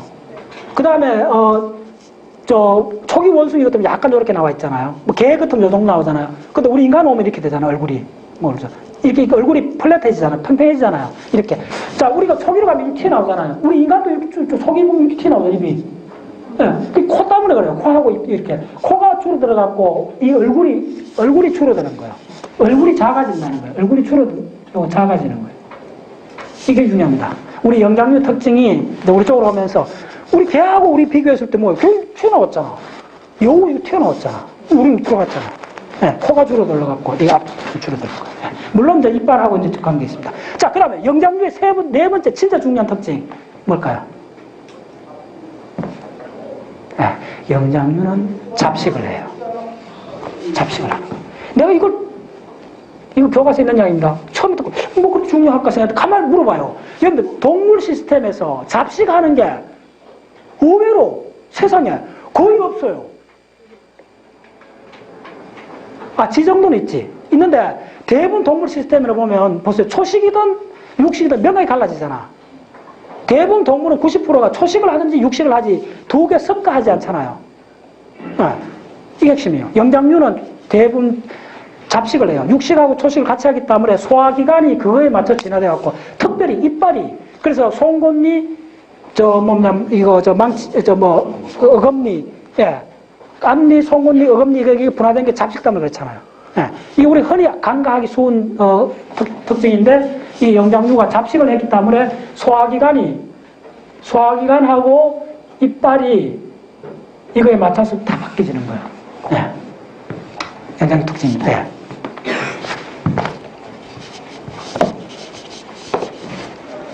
자, 그 다음에, 자, 그 다음 이 전체를 잃는, 이 동물까지, 우리 인간까지 오는 전체를 잃는 것 중에 이제 가장 중요한 게 아까 얘기했던 산소입니다, 사실은. 산소의 농도가, 이 전체 이 고생대부터 지금까지 산소의 농도가 어떻게 바뀌었는가. 자, 요걸 잘 그려야 됩니다. 예.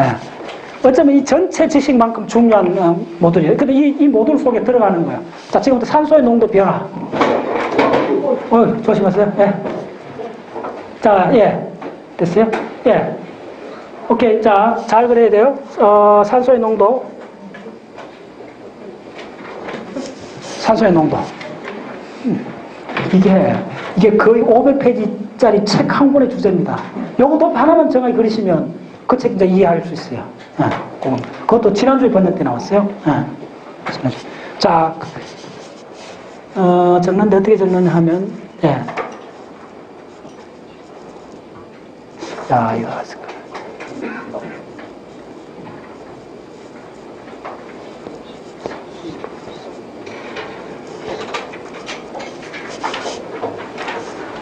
자, 한번 해봅시다. 이거 잘 하셔야 돼요.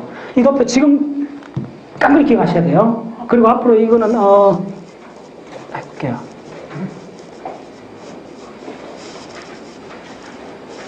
자, 이쪽에 맨 밑에 10부터 적었어요. 왜냐하면 산소 농도입니다. 지금 21%에서 10하고, 15, 20, 25, 30.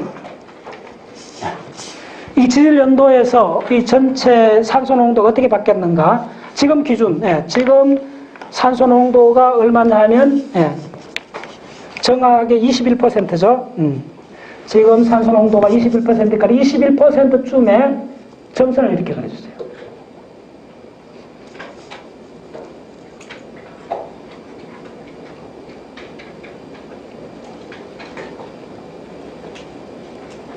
자, 이쯤 하시고. 산소 농도의 변화. 동물 진화에서 가장 중요한 팩터죠. 산소의 농도의 변화 21%. 지금 현재 위치입니다. 그러면 자, 지금부터 고생대 초기부터 해갖고 산소 농도가 어떻게 바뀌었는가 도표. 지금 가장 최근 이쪽을 거의 평생을 연구하신 연구한 사람의 그 자료입니다. 요게 이제 한 18%쯤에 시작을 해요. 18%쯤에서 언제?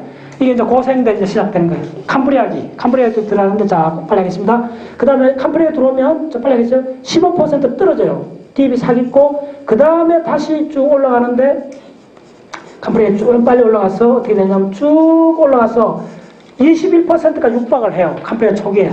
21%까지 갔다가, 잠깐 떨어졌다가, 다시 밑으로 내려와요. 밑으로 내려오면서 다시 올라가요. 한 19%까지 갔다가 그 다음 다시 15%까지 떨어져요. 나중에 기간을 이야기할게요. 그래서 그 다음에 어떻게 되냐면 다시 쭉 올라가는데 25%까지 올라가져요. 25% 올라가요. 다 기억하셔야 됩니다. 일단 미리 이제 말씀드리면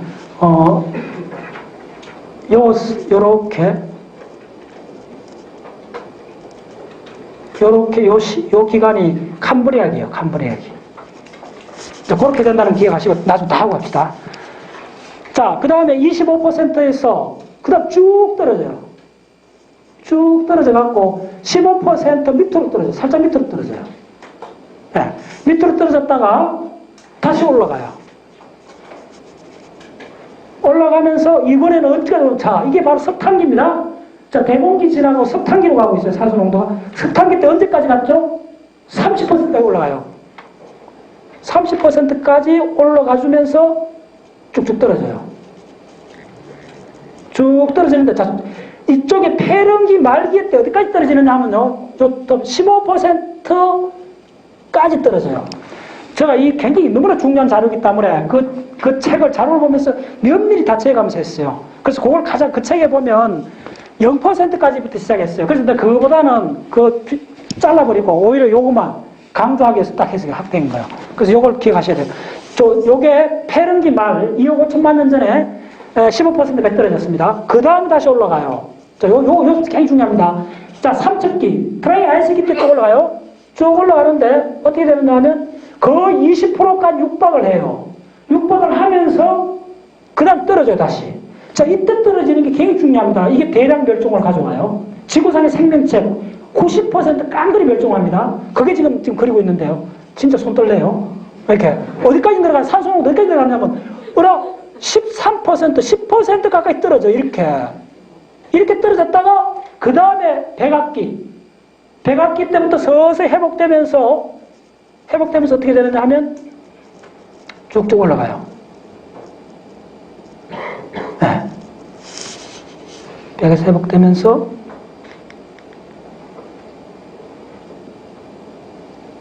지금 현재 이렇게 된 거예요.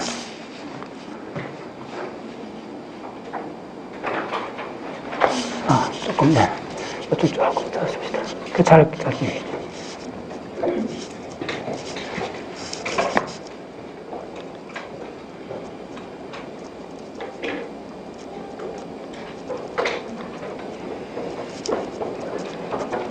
아마 자연과학 지식 중에 생물학 지식에서는 이 도표가 가장 중요할 거예요. 네. 지난 5억 년 사이에 대기 중의 산소 농도의 변화. 진짜 옛날부터 갈구했던 지식인데 이거는 여러분들 언제든지 걸릴 수 있어야 돼요. 왜냐하면 정확하게 대량 멸종이 저산소 상태하고 관계 있어요. 그 다음에 지금 그 책의 핵심 주제가 뭐냐면 저산소 상태에 대량 멸종을 가져오고 그 다음부터 노하는 게 저산소 상태에 적응하기 위해서 우리 몸이 변형이 돼요. 아까 얘기했죠. 이 호흡소 유전자가 언제 바뀌겠어요? 이때 새로운 환경에 적응하기 위해서 대량으로 바뀌어지잖아. 이게 굉장히 중요한 거예요. 그래서 지금 연도가 어떻게 되느냐 하면, 자, 잘 따라오세요. 요게 캄브리아기고, 그 다음에, 자, 요게 오르도스기고, 캄오, 그 다음에 요쯤이, 자, 실루아기고, 실루아기는 갈자는 한 2천만 년밖에 안 돼서 실루아기고, 자, 그 다음에 어떻게 되느냐 하면, 자, 대봉기가 굉장히 크잖아요. 대봉기가 요겁니다. 요걸 그대로 써야 돼요. 대봉기가. 참 놀라운 지식이에요. 참 대단한 거예요. 5억 년 동안 대기 중에 산소 농도의 변화를 안다. 생물학 좀 아는 사람은 이건 진짜 1급 정보입니다. 반드시 기억하셔야 돼요. 그릴 수 있어야 돼요. 이 도표를. 자, 그 다음에 어떻게 되느냐 하면, 자, 대봉기 다음에 석탄기죠. 석탄기 때 산소 농도가 굉장히 높아지기 때문에 동식물이 굉장히 커진 거예요. 이산탄소도 관계 있습니다. 근데 굉장히 커지면서, 아까 따라서 노목, 임목, 봉임목 됐죠. 근데 그것들이 지금 자라는 게 산소 이렇게 높아지는 거예요. 산소 농도가 높아지면 동식물이 커져요. 잠자리가, 날개가 70cm 이렇게 돼요. 실제로. 네. 이때 나타나요. 산소 농도 70%. 언제까지냐 요쯤입니다. 석탄기가. 이게 석입니다. 석탄기. 네. 참 대단한 지식이에요. 대단한 지식이에요. 네. 자, 그 다음에 어떻게 되느냐 하면, 자, 중요합니다. 이쪽이 산소 농도가 뚝 떨어지는 게 이게 바로 시베리아의 그 원인 중에 하나가 현무와 마그마가 범람했다 그 얘기했죠. 이게 뭐 언제죠? 이게 바로 트라이 아이스기입니다. 이게 안에 폐렴기, 여기서까지 폐렴기. 예. 자, 그 다음에 이게 최고로 떨어졌을 때 이쪽이에요. 이쪽이 사실은 이렇게 되는 거예요. 이게 트라이 아이스기 삼척기 때요. 실제로 최고로 떨어진 삼척기 때입니다. 최근에 이제 옛날 이랑 조금 달라요. 최근 나온 건. 자, 그 다음에 어떻게 되느냐 하면 여기서부터 한번 범프가 있어요. 요게 뭐냐면 백악입니다. 백악이. 그 다음에 이쪽이 신생돼요. 됐죠?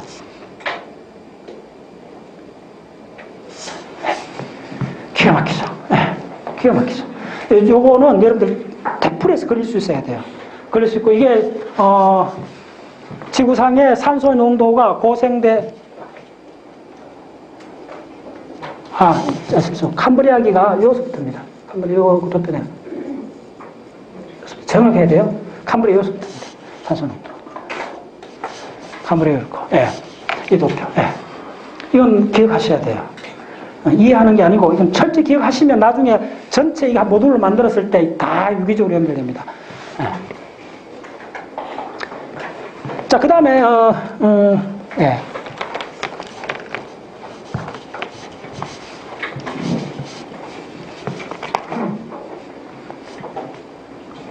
이쪽에 상식적으로 이제 그림을 하나 그려보세요. 노인목, 인목, 봉인목을 그릴 수가 있어야 돼요. 그게 사실 식물 형태가 아주 간단합니다. 워낙 중요한 나무들이 있다는 거예요. 그게 지금까지 연결되어 있어요. 금방 그릴 수 있어요. 자, 노목은 어떻게 생겼나 하면 이렇게 생겼어요.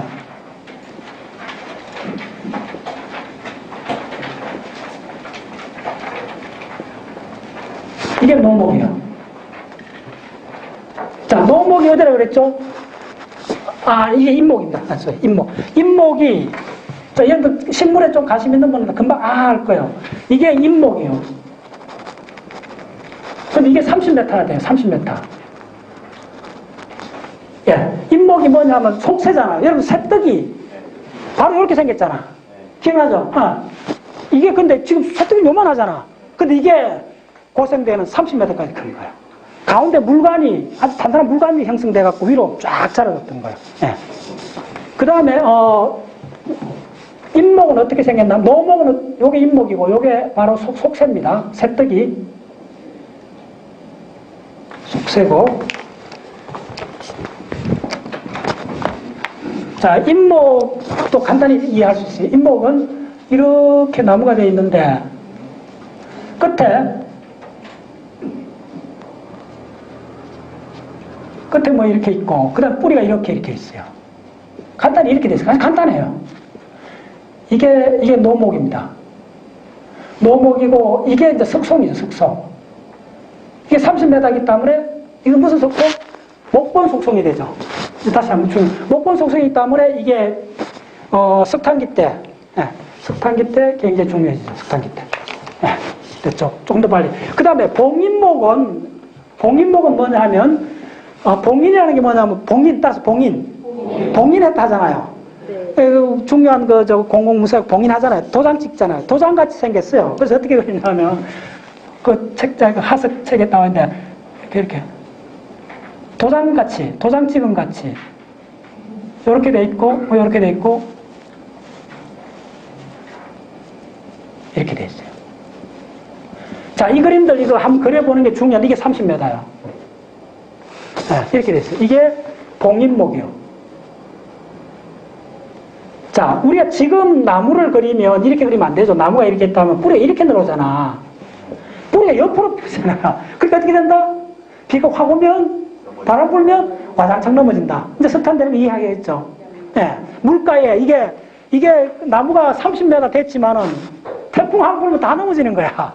다 깡그리 넘어지고, 그게 수암퍼, 늪지대에 꽉 넘어지고, 물에 들어가면 산소가 거의 없죠. 산소가 없으니까 어떻게 되죠? 산소가 없으니까 분해가 안 돼요. 그래서 지층에 묻혀갖고 천천히 탄화가 되는 거예요. 그게 석탄이 되는 거예요. 이게 무슨 말이겠죠? 이 그림은 왜 중요하면 그려봐야 돼요. 그려보면, 이 식물 바람 불면 넘어지겠네. 30m인데 뿌리가 옆으로 퍼졌어. 됐죠? 자, 그 다음에, 이쪽에 좀 더, 이제 이쪽에 갈수 있는데, 양방류를 했는데, 자, 양방류가 소위 말해서 알이잖아요, 알. 이제 이쪽에.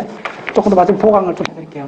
알이, 자, 양막이 뭐냐 하면, 양방류의 핵심적인 개념은 뭐냐 하면요. 공기는 통하되 물은 안 통하는 거예요. 그러니까 이 파충류가 결국 양막류들의 특징이 뭐냐면, 파충류를 보시면 껍질이 굉장히 단단하잖아요. 악어 껍질. 그게 뭐냐 하면 물을 보호하는 거예요. 그러니까 동물이 가장 중요한 게 육지로 들어가면서 첫 번째 뭐냐면 자기 수분을 뺏기면 안 돼요. 따라서 수분을 뺏기면 안 된다. 이게 핵심 개념입니다. 우리는 지금 너무 당연하게 생각하는데, 이 초기에 지나가면서 육지로 올라온 동물의 가장 중요한 게 뭐냐면 중력에 대해서 몸의 균형을 잡는 거. 내가 브레인 강의 때 많이 했잖아. 두 번째 뭐냐 하면 수분을 빼앗겨요. 수분을 빼앗기는 이게 안 되기 때문에 따라서 각질. 파충류의 핵심은 각질입니다. 각질을 만든 거예요. 그래서 악어 가지고 그렇게 가방 만들고 흑대 만들고 다르잖아. 이제 악어 가지고 알겠죠? 각질을 만드는 거예요. 그 다음 뭐냐면, 자, 양서류 때 깨구리 있잖아. 깨구리는 알을 어떻게 놓죠? 깨구리는 알을 그냥 논에다 그냥 놓잖아요. 물에다 그냥 놓잖아요. 도롱뇽, 깨구리. 그 양서류들은 도로민 양서류인데, 그 양서류 들어 물에 그냥 놓는데, 물에 놓을 때 알이 어떻게 돼 있어요? 수정란이. 그게 젤리 상태에 이렇게 쌓여갖고 있잖아요. 물에 그냥 노출돼 있잖아요. 근데 양막류는 어떻게 되느냐 하면요. 핵심이 양막류는 아래, 어떻게 됐냐면, 양막류 달걀을 생각해요, 달걀. 이 달걀입니다, 양막류. 다른 게 아니고 달걀. 계란. 달걀 생각하면 달걀 안에 막이 있잖아요. 그래서 뭐냐면 이 딱딱한 외피는 어떻게 되냐면 공기는 들어가요. 그 산소는 들어가요, 산소. 들어가야 돼요. 물은 안 들어가요. 물이 빠져나오지 않는 거지. 수분이 안 나가는 거. 이걸 발명한 거예요. 그래서 이 중요한 게 뭐냐 하면 잘 들으세요. 알을 물에 놓으면 물에 산소가 어떻게 돼 있어요? 공기 중보다 많아요, 적어요? 적죠. 이거 놓치면 안 돼요. 이제 나도 이제 네. 공부 좀 한 사람 해야 돼요. 이거 엄청난 차이입니다. 알이, 자, 육지 알을 놓은, 새는 전부 다 육지에다 알을 놓잖아. 저 공중에 새 둥을 알을 놓잖아요. 공기 중에 알을 놓잖아요. 그러면 공기 중 산소가 얼마? 21% 그냥 들어오는 거예요. 달걀 껍질 그냥 들어오는 거예요. 근데 물에 양서류가 알을 놓으면 어떻게 되어요? 물에 산소 얼마 있어요? 얼마 없어요, 물에. 예. 그러니까 공기 중하고 물하고, 그러니까 양서류는 물에다 알을 놓고 산소 환경이 어쨌거나 대기 중보다 굉장히 열악해요. 100분의 1 정도도 안 돼요. 그런데 우리가 알을 대기 중에 놓으면 어떻게 되겠어요? 산소가 많이 들어오죠. 그러면 그 생명 분화가 어떻게 되겠어요? 분자 레벨에서, 세포 레벨에서 어떻게 달라지겠죠? 엄청나게 달라지겠죠, 생학적으로. 네, 이게 다른 거예요. 근본적으로. 자, 파충류하고 양서류 다시, 이게 사실 그동안 간과했던 건데 다시 한번 보세요. 네. 알을 육지에 놓는 경우하고, 그 다음에 개구리 알처럼 물에 놓으면 산소가 물에서 섭취되잖아요. 공기에서 산소 섭취하는 거하고 물에 섭취하는 거, 발생 때, 그 중요한 발생 때, 엄청나게 다르죠.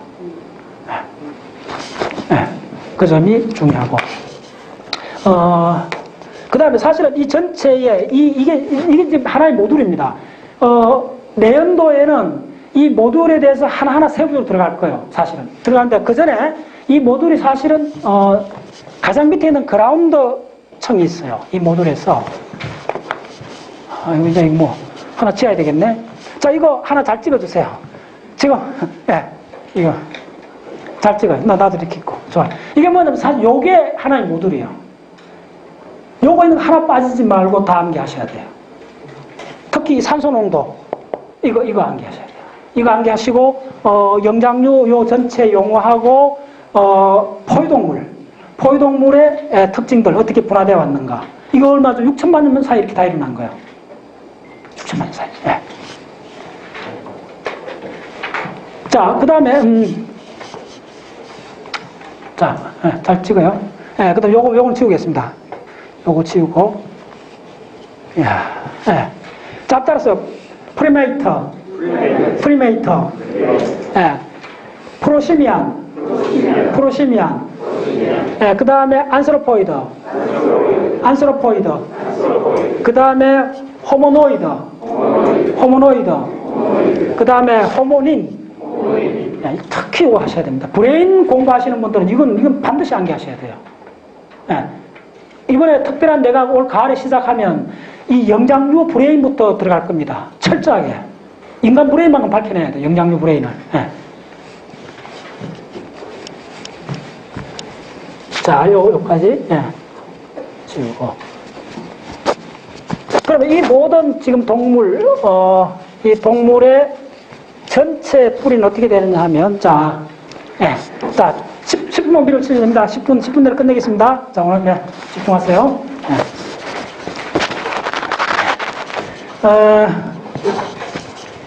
어떻게 되느냐 하면, 자, 맨 첫 분에, 처음에 이런 게 있었어요. 요걸 작업합시다. 자, 잘 그리세요, 빨리. 잘 그리세요. 세포벽이 굉장히 잘 된 있어요. 그 다음에, 여기에 요런 것들이 있어요. 자, 이게 뭐냐 하면, 시아노박테리아입니다. 자, 빨리 하겠습니다. 시아노박테리아. 자, 그 다음에, 호기성 박테리아 있어요. 알파 프로테박테우스, 뭐 베타 이쪽에서 했잖아. 알파 프로테박테우스 같은 산소 호흡을 하는 호기성 박테리아가 있어요. 그래서 호기성 박테리아. 자, 그 다음에 뭐냐 하면 현기성 큰 아메바성 박테리아가 있어요. 아메바. 네. 자, 요 두 개 사이에 먼저 공생이 일어납니다. 자, 그 유명한 닌마글루스의 공생설입니다. 지금 거의 밝혀졌죠? 그래서 호기성 박테리아가 큰 아메바에 잡아먹힌 거예요. 잡아먹혔는데 공생관계를 유지한 거죠. 그래서 획득한 형질이 뭐냐 하면 소위 말해서 호흡이라는 지구상의 생명에서 가장 중요한 호흡이라는 능력이 개발된 거예요. 호흡. 자, 호흡은 미토콘드리아 관리있잖아요. 야가 나중에 미토콘드리아가 되는 거예요. 미토콘드리아입니다. 네, 알파 프로토박테리아. 그 다음에 어떻게 되냐면 야들 두 개가, 자, 잘 그리세요. 이렇게 해서, 자, 핵이 이제 형성이 됐고, 그 다음에, 칼라 좀 줘야 돼. 자, 미토콘드리아가, 이 미토콘드리아 쪼만하게 그려야 돼요, 사실은. 미토콘드리아 이렇게 들어있어요. 미토콘드리아 이렇게 들어있는 거예요. 그래서 이게 된 게 뭐냐 하면, 이게 초기 진핵세포입니다. 초기 진핵세포가 된 거예요. 오케이? 자, 이 초기 진핵세포가 그 다음 단계는 어떻게 되느냐 하면, 자, 요 기억하셔야 돼요. 요게 쭉 올라가면서,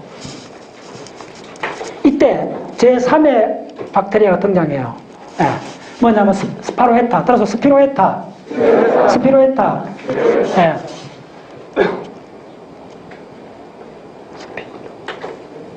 스피로헤타라는 나성균입니다. 우리나라 말하면 나성균. 자, 요건 닌마울에서 특히 주장하는 건데, 이 스피로헤타가 이 초기 진핵세포하고 이렇게 가담을 해줘요. 이렇게 공성을 해줘요. 자, 그럼 어떻게 될까?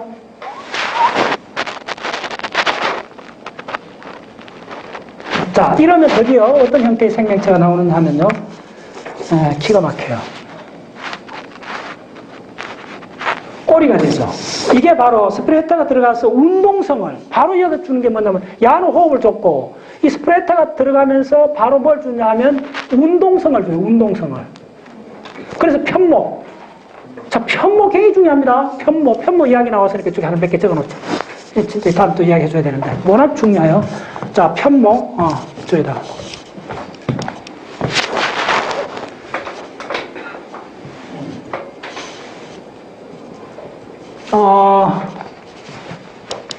자, 따라서 와편모 조류. 와편모 조류. 예, 그 다음에, 규조류. 예. 여기 적어놔놓고 나중에 쓰면 될게요. 자, 무슨 이야기냐면, 이 운동성이, 이 조류할 때 편모가 여기서 온 거예요. 세포. 예. 그러니까 세포 분열할 때는 없는데 대부분 편모가 있어요. 예, 편모가 있고, 그 편모가, 닌마울로서는 스프라헤타라는 나성균에서 왔다 그렇게 보고 있어요. 예. 그래서 요게, 해서 세포가 핵이 있고, 그 다음에 운동을 만들어주는 에너지를 만드는 미토콘드리아가 있고, 편모가 갖춰야 된 거예요. 이게 바로 뭐냐 하면, 원생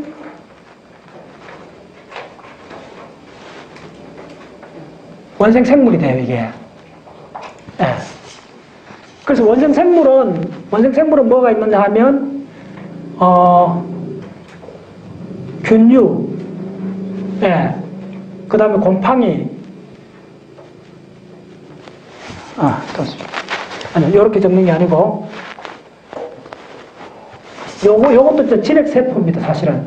진핵세포가 단독으로 있을 수도 있고, 군집으로 있을 수 있어요. 다세포로 하면 원생동물이 돼요. 요게 중요합니다. 원생동물. 예.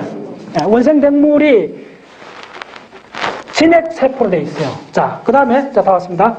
그러면 지금 그동안에 가만히 있던 이 시아노박테리아 있는 요게 뭐냐 하면 요 빨간 게 뭐냐면 색소체입니다.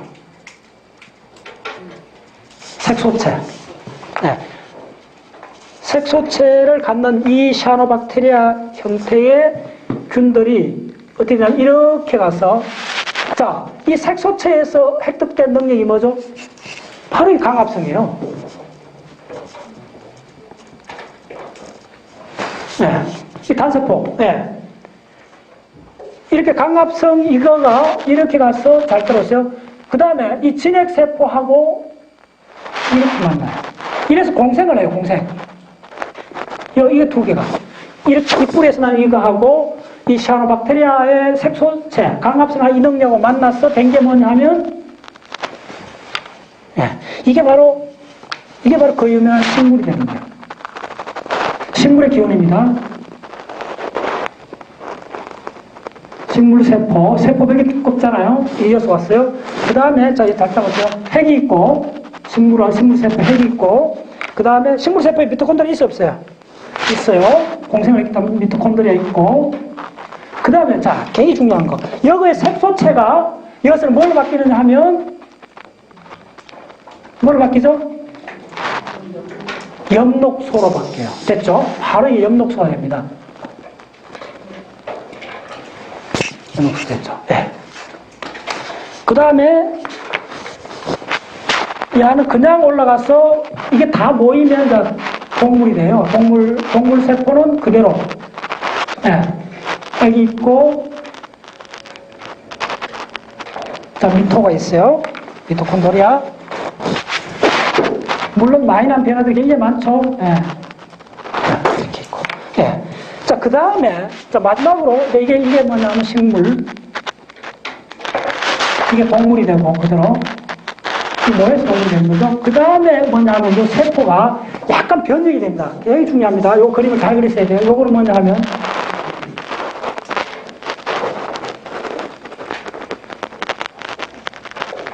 세포벽은 이렇게 단단히 있어요. 단단히 있는데, 저하들은 놀라운 능력을 그대로 유지해요. 뭐냐 하면, 세포질을 이렇게 꺼내끄잡아낼 수 있어요. 이게 균유입니다, 이게. 이게 그 유명한 균유가 되는 거예요. 그래서, 뭐 이쪽에 핵도 있고, 저 미토도 다 있어요. 이게 세포질을 바깥으로 낼 수 있어요. 그래서 막 영양물질 섭취하잖아. 야들은 뭐야?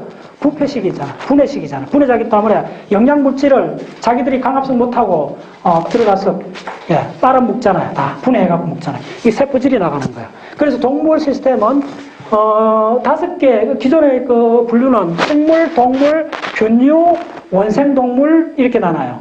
근데 그거보다 이렇게 나누는 거 하고 보네라계라 해서 그냥 기본 상식으로 알아두세요. 요거보다 더 분자 생물학적으로 동물을 나눌 때 뭘 나누죠? 동물 3가지 킹덤. 예, 진정세균. 이게 세균이죠, 그냥. 그 다음에 또 뭐? 고세균. 그 다음에 뭐? 진핵세포. 진핵생물이라 돼요. 진핵세포. 왜냐하면 진핵세포하고 진핵생물 같이 써도 되는 게 뭐냐면 진핵세포 하나 갖고 생물체로 동작할 수 있어요. 그게 뭐냐면 원생동물이에요. 원생동물 경우에 세포 하나 그냥 동물로 살 수 있어요.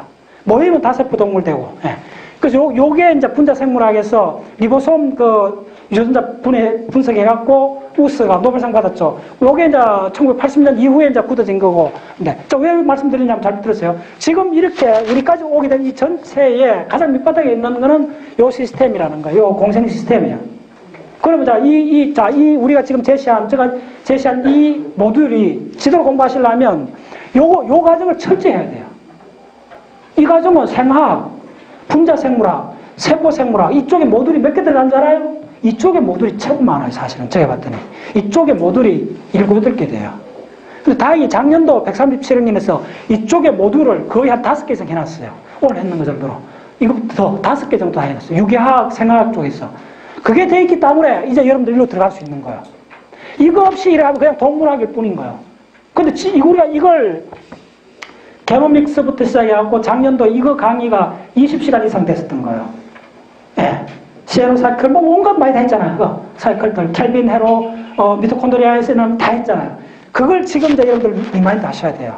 그게 이제 확립이 됐기 때문에 여러분들 어떻게 되느냐 하면 이 전체가 이제 드디어 단지 다 뭐다? 세포의 춤이라는 걸 알게 되는 거예요.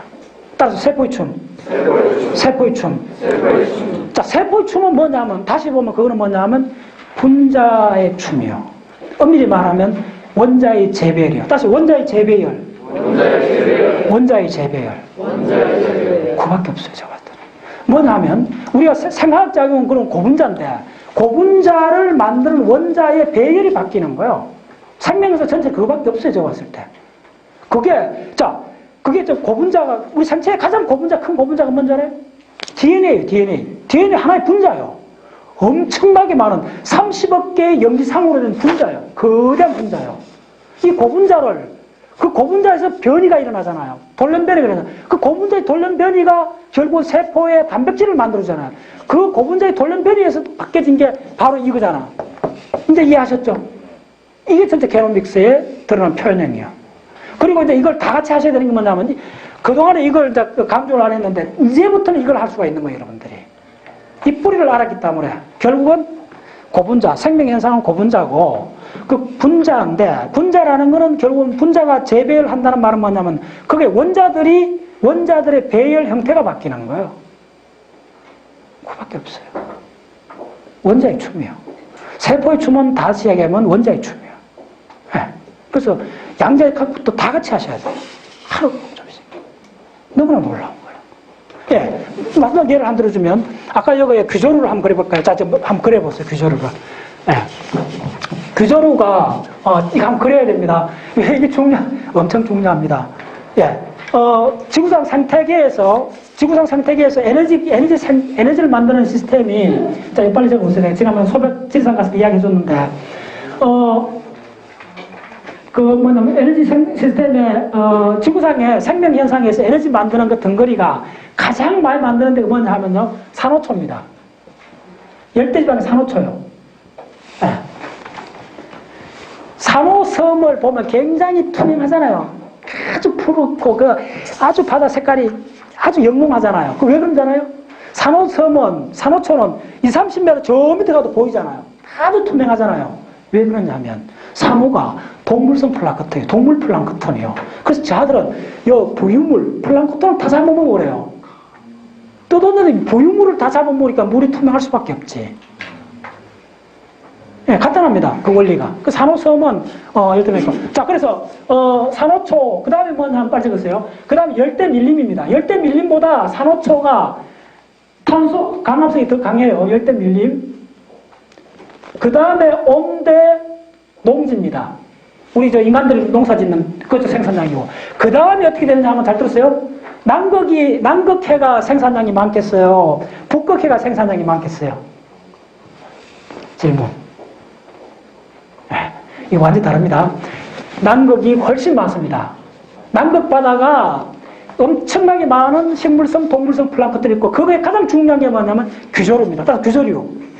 그래서 지금 이야기 드리는 거예요, 귀조루. 그래서 남극이 많고, 마지막에 사막이죠. 사막은 거의 제로에 가까워요. 그래서 남극이 많은 이유가 뭐냐면, 남극의 1차 생산자. 따라서 남극의 1차 생산자. 그게 바로 귀조류요. 네. 근데 이게 지질학 공부하고 연결되기 때문에 이야기 드리는 거예요. 저 귀조류의 단면이, 저 그림 빨리 그려주세요. 귀조류가 어떻게 생겼냐면요. 재밌습니다, 이거. 진짜 재밌어요, 귀조류 모양이. 이렇게 되는데, 이렇게 패턴이 있어요. 자, 빨리 하겠습니다. 패턴이 있고, 꼭 뭐냐면, 그 옛날에 도시락 차납이라 그러는데, 귀조류가 이렇게 생겼어요. 세상에. 귀조류가 이렇게 생겼어요. 근데 이 귀조류를 이렇게 단면을 잘라봅시다. 요렇게 잘라보면 이게 어떻게 보이느냐 하면요. 이 세포를 그려보세요. 이게 단세포예요. 이제 조류 세포 하나를 그려보는 거예요. 어떻게 됐냐면, 자, 위에 윗떡궁, 이 말 그대로 이름이 윗떡궁으로 돼 있어요.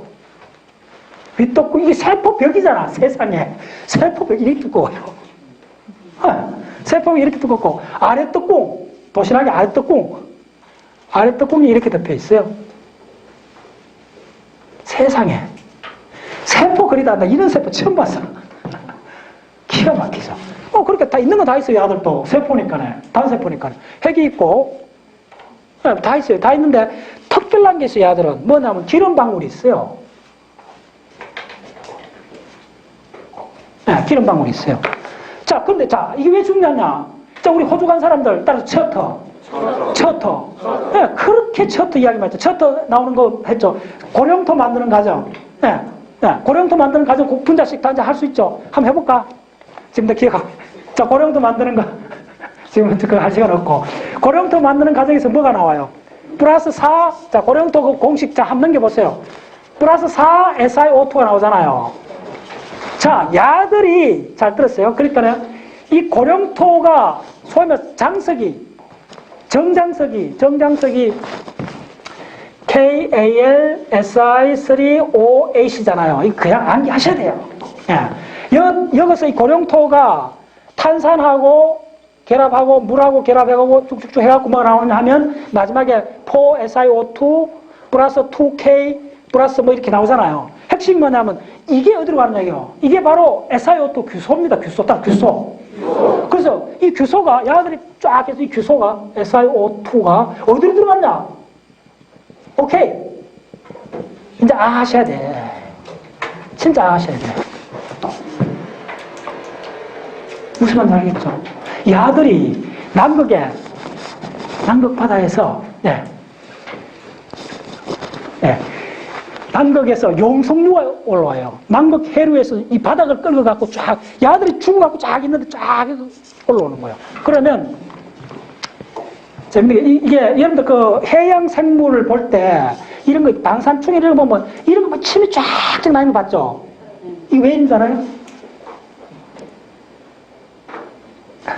이게 침이 이게 단세포잖아. 쪼매하잖아요. 이 뭐 큰 덩어리 쪼매는 세포인데 이 단세포가 이렇게 있으면 가만히 보면 뭐 아무도 중에 않겠죠. 침을 내놓으면 물 저항이 있어서 부유하겠죠. 근데 왜 부유하려 할까요? 바로 강압성 때문에 그래요. 바닷물이 벽면에서 없어지잖아 거의. 그래서 바다 위에 떠 있어야 돼요. 왜? 강압성을 해야 되잖아. 오케이? 무슨 말인지 알겠어요? 뭐 하고 있으면 안 돼요. 방사축 맥이 바다 해양 생물 보면 이렇게 침이 쫙 나와 있는 게 있어요. 그 단세포들이. 이게 왜 그러냐면 여기 이 침이 나와 있으면 물 저항을 받아갖고 이 해수 표면에 떠 있을 수가 있잖아. 해수 표면에 태양빛이 많이 들어오잖아요. 그래서 강압성을 하는 거예요. 네, 전부 다 강압성을 합니다. 그래서 이거 규조로도 사실은 이게 나중에 침을 나와요. 그 다음에 그래서 이제 여러분들 그 고령토가 분해되가 장석이 됐을 때 그 부산물로 나온 SiO2가 강물에 쉽게 바다에 들어가면 이 규조류의 외피가 돼요. 이 규조류의 외피돼갖고 수천만 년 동안 바다 죽어갖고 바다 밑에 가름잖아요. 그 가름지면 압력을 받으면 뭐가 되죠? 차돌이 돼요. 차돌.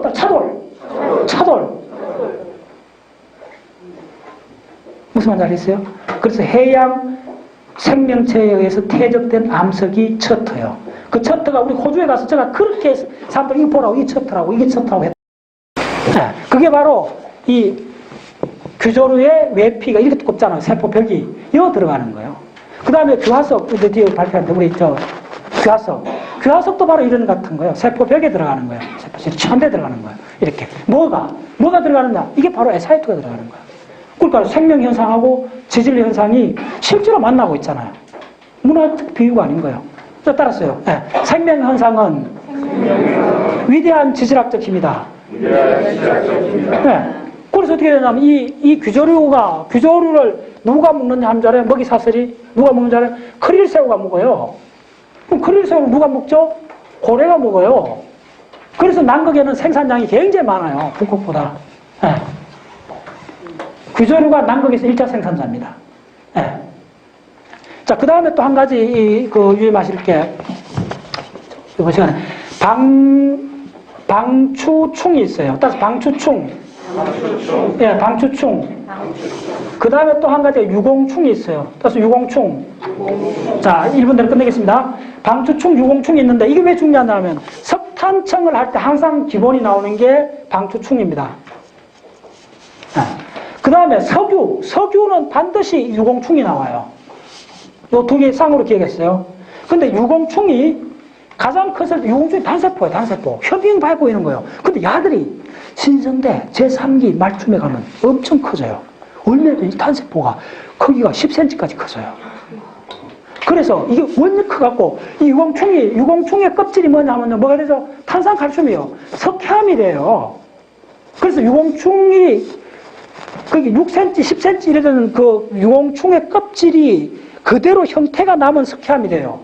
그 돌로 갖고 만든 게 에집트 피라미드예요. 세상에. 세상에, 참. 그리고 이 유공충의 이 껍질, 특히 신생대, 자, 요거 빨리 할게요. 신생대 표준 하수기 됩니다, 이게. 신생대에 이게 뭐냐면 화폐석이라 그래요. 따라서 화폐석. 화폐석. 우리가 또 돈처럼, 옛날 동전처럼 화폐석이라 그래요. 이 유공충의 껍질이요. 석유하고 굉장한 게 있습니다. 그래서 이게 에집트 피라미드를 만든 돌이에요. 피라미드 만든 게 석회암입니다. 유공충. 예. 그 다음 마지막으로, 표준 화석. 자, 이 뭐 시간인데, 예. 또 세 가지. 자, 빨리 기억하셔야 됩니다. 자, 고생대의 표준 화석이 뭐냐 하면, 자, 보겠어요. 고생대를 딱 하셔서 지칭 나왔을 때. 가장 중요한, 지구상에 가장 오래 사는 짐승, 동물. 삼엽충이죠. 그렇죠. 삼엽충, 그 다음에, 예. 고생대의 뭐냐면, 예. 고생대의 뭐냐면, 갑주어입니다. 갑주어하고, 그 다음에 세 번째 중요한 게 뭐냐면, 필석입니다. 두 번째 오래 사는 짐승이 먼저 생명체가 뭐냐면 필석이요. 2억 년 살았어요. 그리고 아까 얘기했죠. 그 지층을 구분할 때 이렇게 된 거죠. 요거 오늘 시간이 없어서 빨리 끝내야 되는데 지층이 이렇게 된 거예요. 세지악이라는 사람하고 세지윅, 딱 세지윅. 그 다음에 딱 누구라 했죠? 페름의 그 너시황제 초청받아간 사람. 머치선. 예. 머치선하고 이 사람 1830년대에 웨일즈 지방을 한 사람은 남쪽, 한 사람은 북쪽으로 그 지층을 조사했어요. 했더니 두 지층에서 이렇게 된 거예요. 동일한 층이 나온 거예요. 동일한 하석이 나온 거예요. 이렇게. 자, 이게 굉장히 중요한 모티브는 요거 기억하시면 이 이름들이 어떻게 나왔는가 원리를 알게 돼요. 어떻게 되냐면 두 사람이 한쪽은 웨일즈 북쪽 지층을 조사했고 한 사람은 남쪽 지층을 조사했어요. 세주윅이 북쪽 같고 모리스는 남쪽 갔어요. 근데 나중에 조사 비교를 해봤더니 동일한 층이 나온 거야. 동일한 층이 뭐냐면 이 표시한 동일한 층이요. 뭐냐면 이 동일한 층이 뭐가 나오나 하면 동일하게 같은 층이 필석이 나와준 거야. 필석이. 자, 그러면 자, 이 사람이 받는 지층은 위에 있었잖아. 필석이. 그럼 어떻게 되면 이 층이 이 층보다 오래된 거잖아. 이게 나이가 젊고 이게 오래된 거잖아. 그래서 이게 오래된 게 이게 무슨 층이 되겠죠? 증명할 수 있어야지. 자, 이러면, 상식적으로 생각하면 이 두 층을 합칠 수가 있잖아. 어떻게 합쳐야 되죠? 이거 합치면 어떻게 되느냐 하면, 그래서 여기서 가장 오래된 층이 어느 것이요? 해보세요. 야가 가장 오래된 층이잖아. 그 다음 야가 가장 새로운 층이잖아. 야는 밑에 있었으니까. 근데 무슨 말을 하겠죠? 그러면 필석이 같은 시대니까 이렇게 맞춰주면 되잖아. 그럼 이렇게 올라가겠죠. 그래서 이게 뭐냐면, 이게 무슨 캄브리아가 되겠죠? 근데 무슨 말 하겠죠? 그럼 야층은 무슨 층이 되죠? 오르면서 아니지. 야층은 뭐냐면 요 필석이 나온 층이 실루아기가 되고 그 위에 구조 대본층이 되죠. 네. 무슨 말인지 알겠어요? 이게 위에 있으니까 실루아기보다 위에 있어야 되잖아. 무슨 말인지 알겠어요? 그러니까 지층을 이름 짓는 법이 이래요. 그러니까 두 층에서 두 개 지지를 조사했는데 같은 연령인데 또 공동층이 있으면 공동층의 밑에 있는 거는 공동층보다 더 오래됐고 공동층보다 위에 있는 거는 새로운 층이죠. 그 공동층을 매개를 해갖고 지층을 쭉 다른 지역의 지층을 연결할 수 있겠지. 그래서 이야기하는 거예요. 무슨 말인지 알겠죠? 다 그렇게 해서 된 거예요. 됐죠? 네, 굉장히 중요한 원칙이에요. 네. 자, 그래요. 자, 오늘 했던 걸 1분만 요약하면 자, 이게 박문호 박사 항상 이야기하는 모듈 하나입니다. 근데 모듈 하나가 이거는 지금 이 모듈에 왔을 때 30%도 진행 안 됐어요. 앞으로 한 3년 동안 이 모듈 채워야 돼요. 채우면 어떻게 되냐면 여 들어가는 특히 영장류에 대해서만 다시 한 2시간 강의가 돼야 돼요. 무슨 말인지 알겠죠? 네. 그러니까 이 전체를 이걸 정확히 기억을 하시면 그 다음부터 내연도 137억 년 이렇게 쭉 할 때 이걸 연결할 수 있어요. 그래서 영장류하고 이쪽은 우리 인간의 비밀을 밝히는데 핵심입니다. 예, 오늘 그 전초 작업을 했고, 이게 하나의 모듈에서 30% 정도 됐다는 거. 자, 수고했습니다. 끝내겠습니다. 예.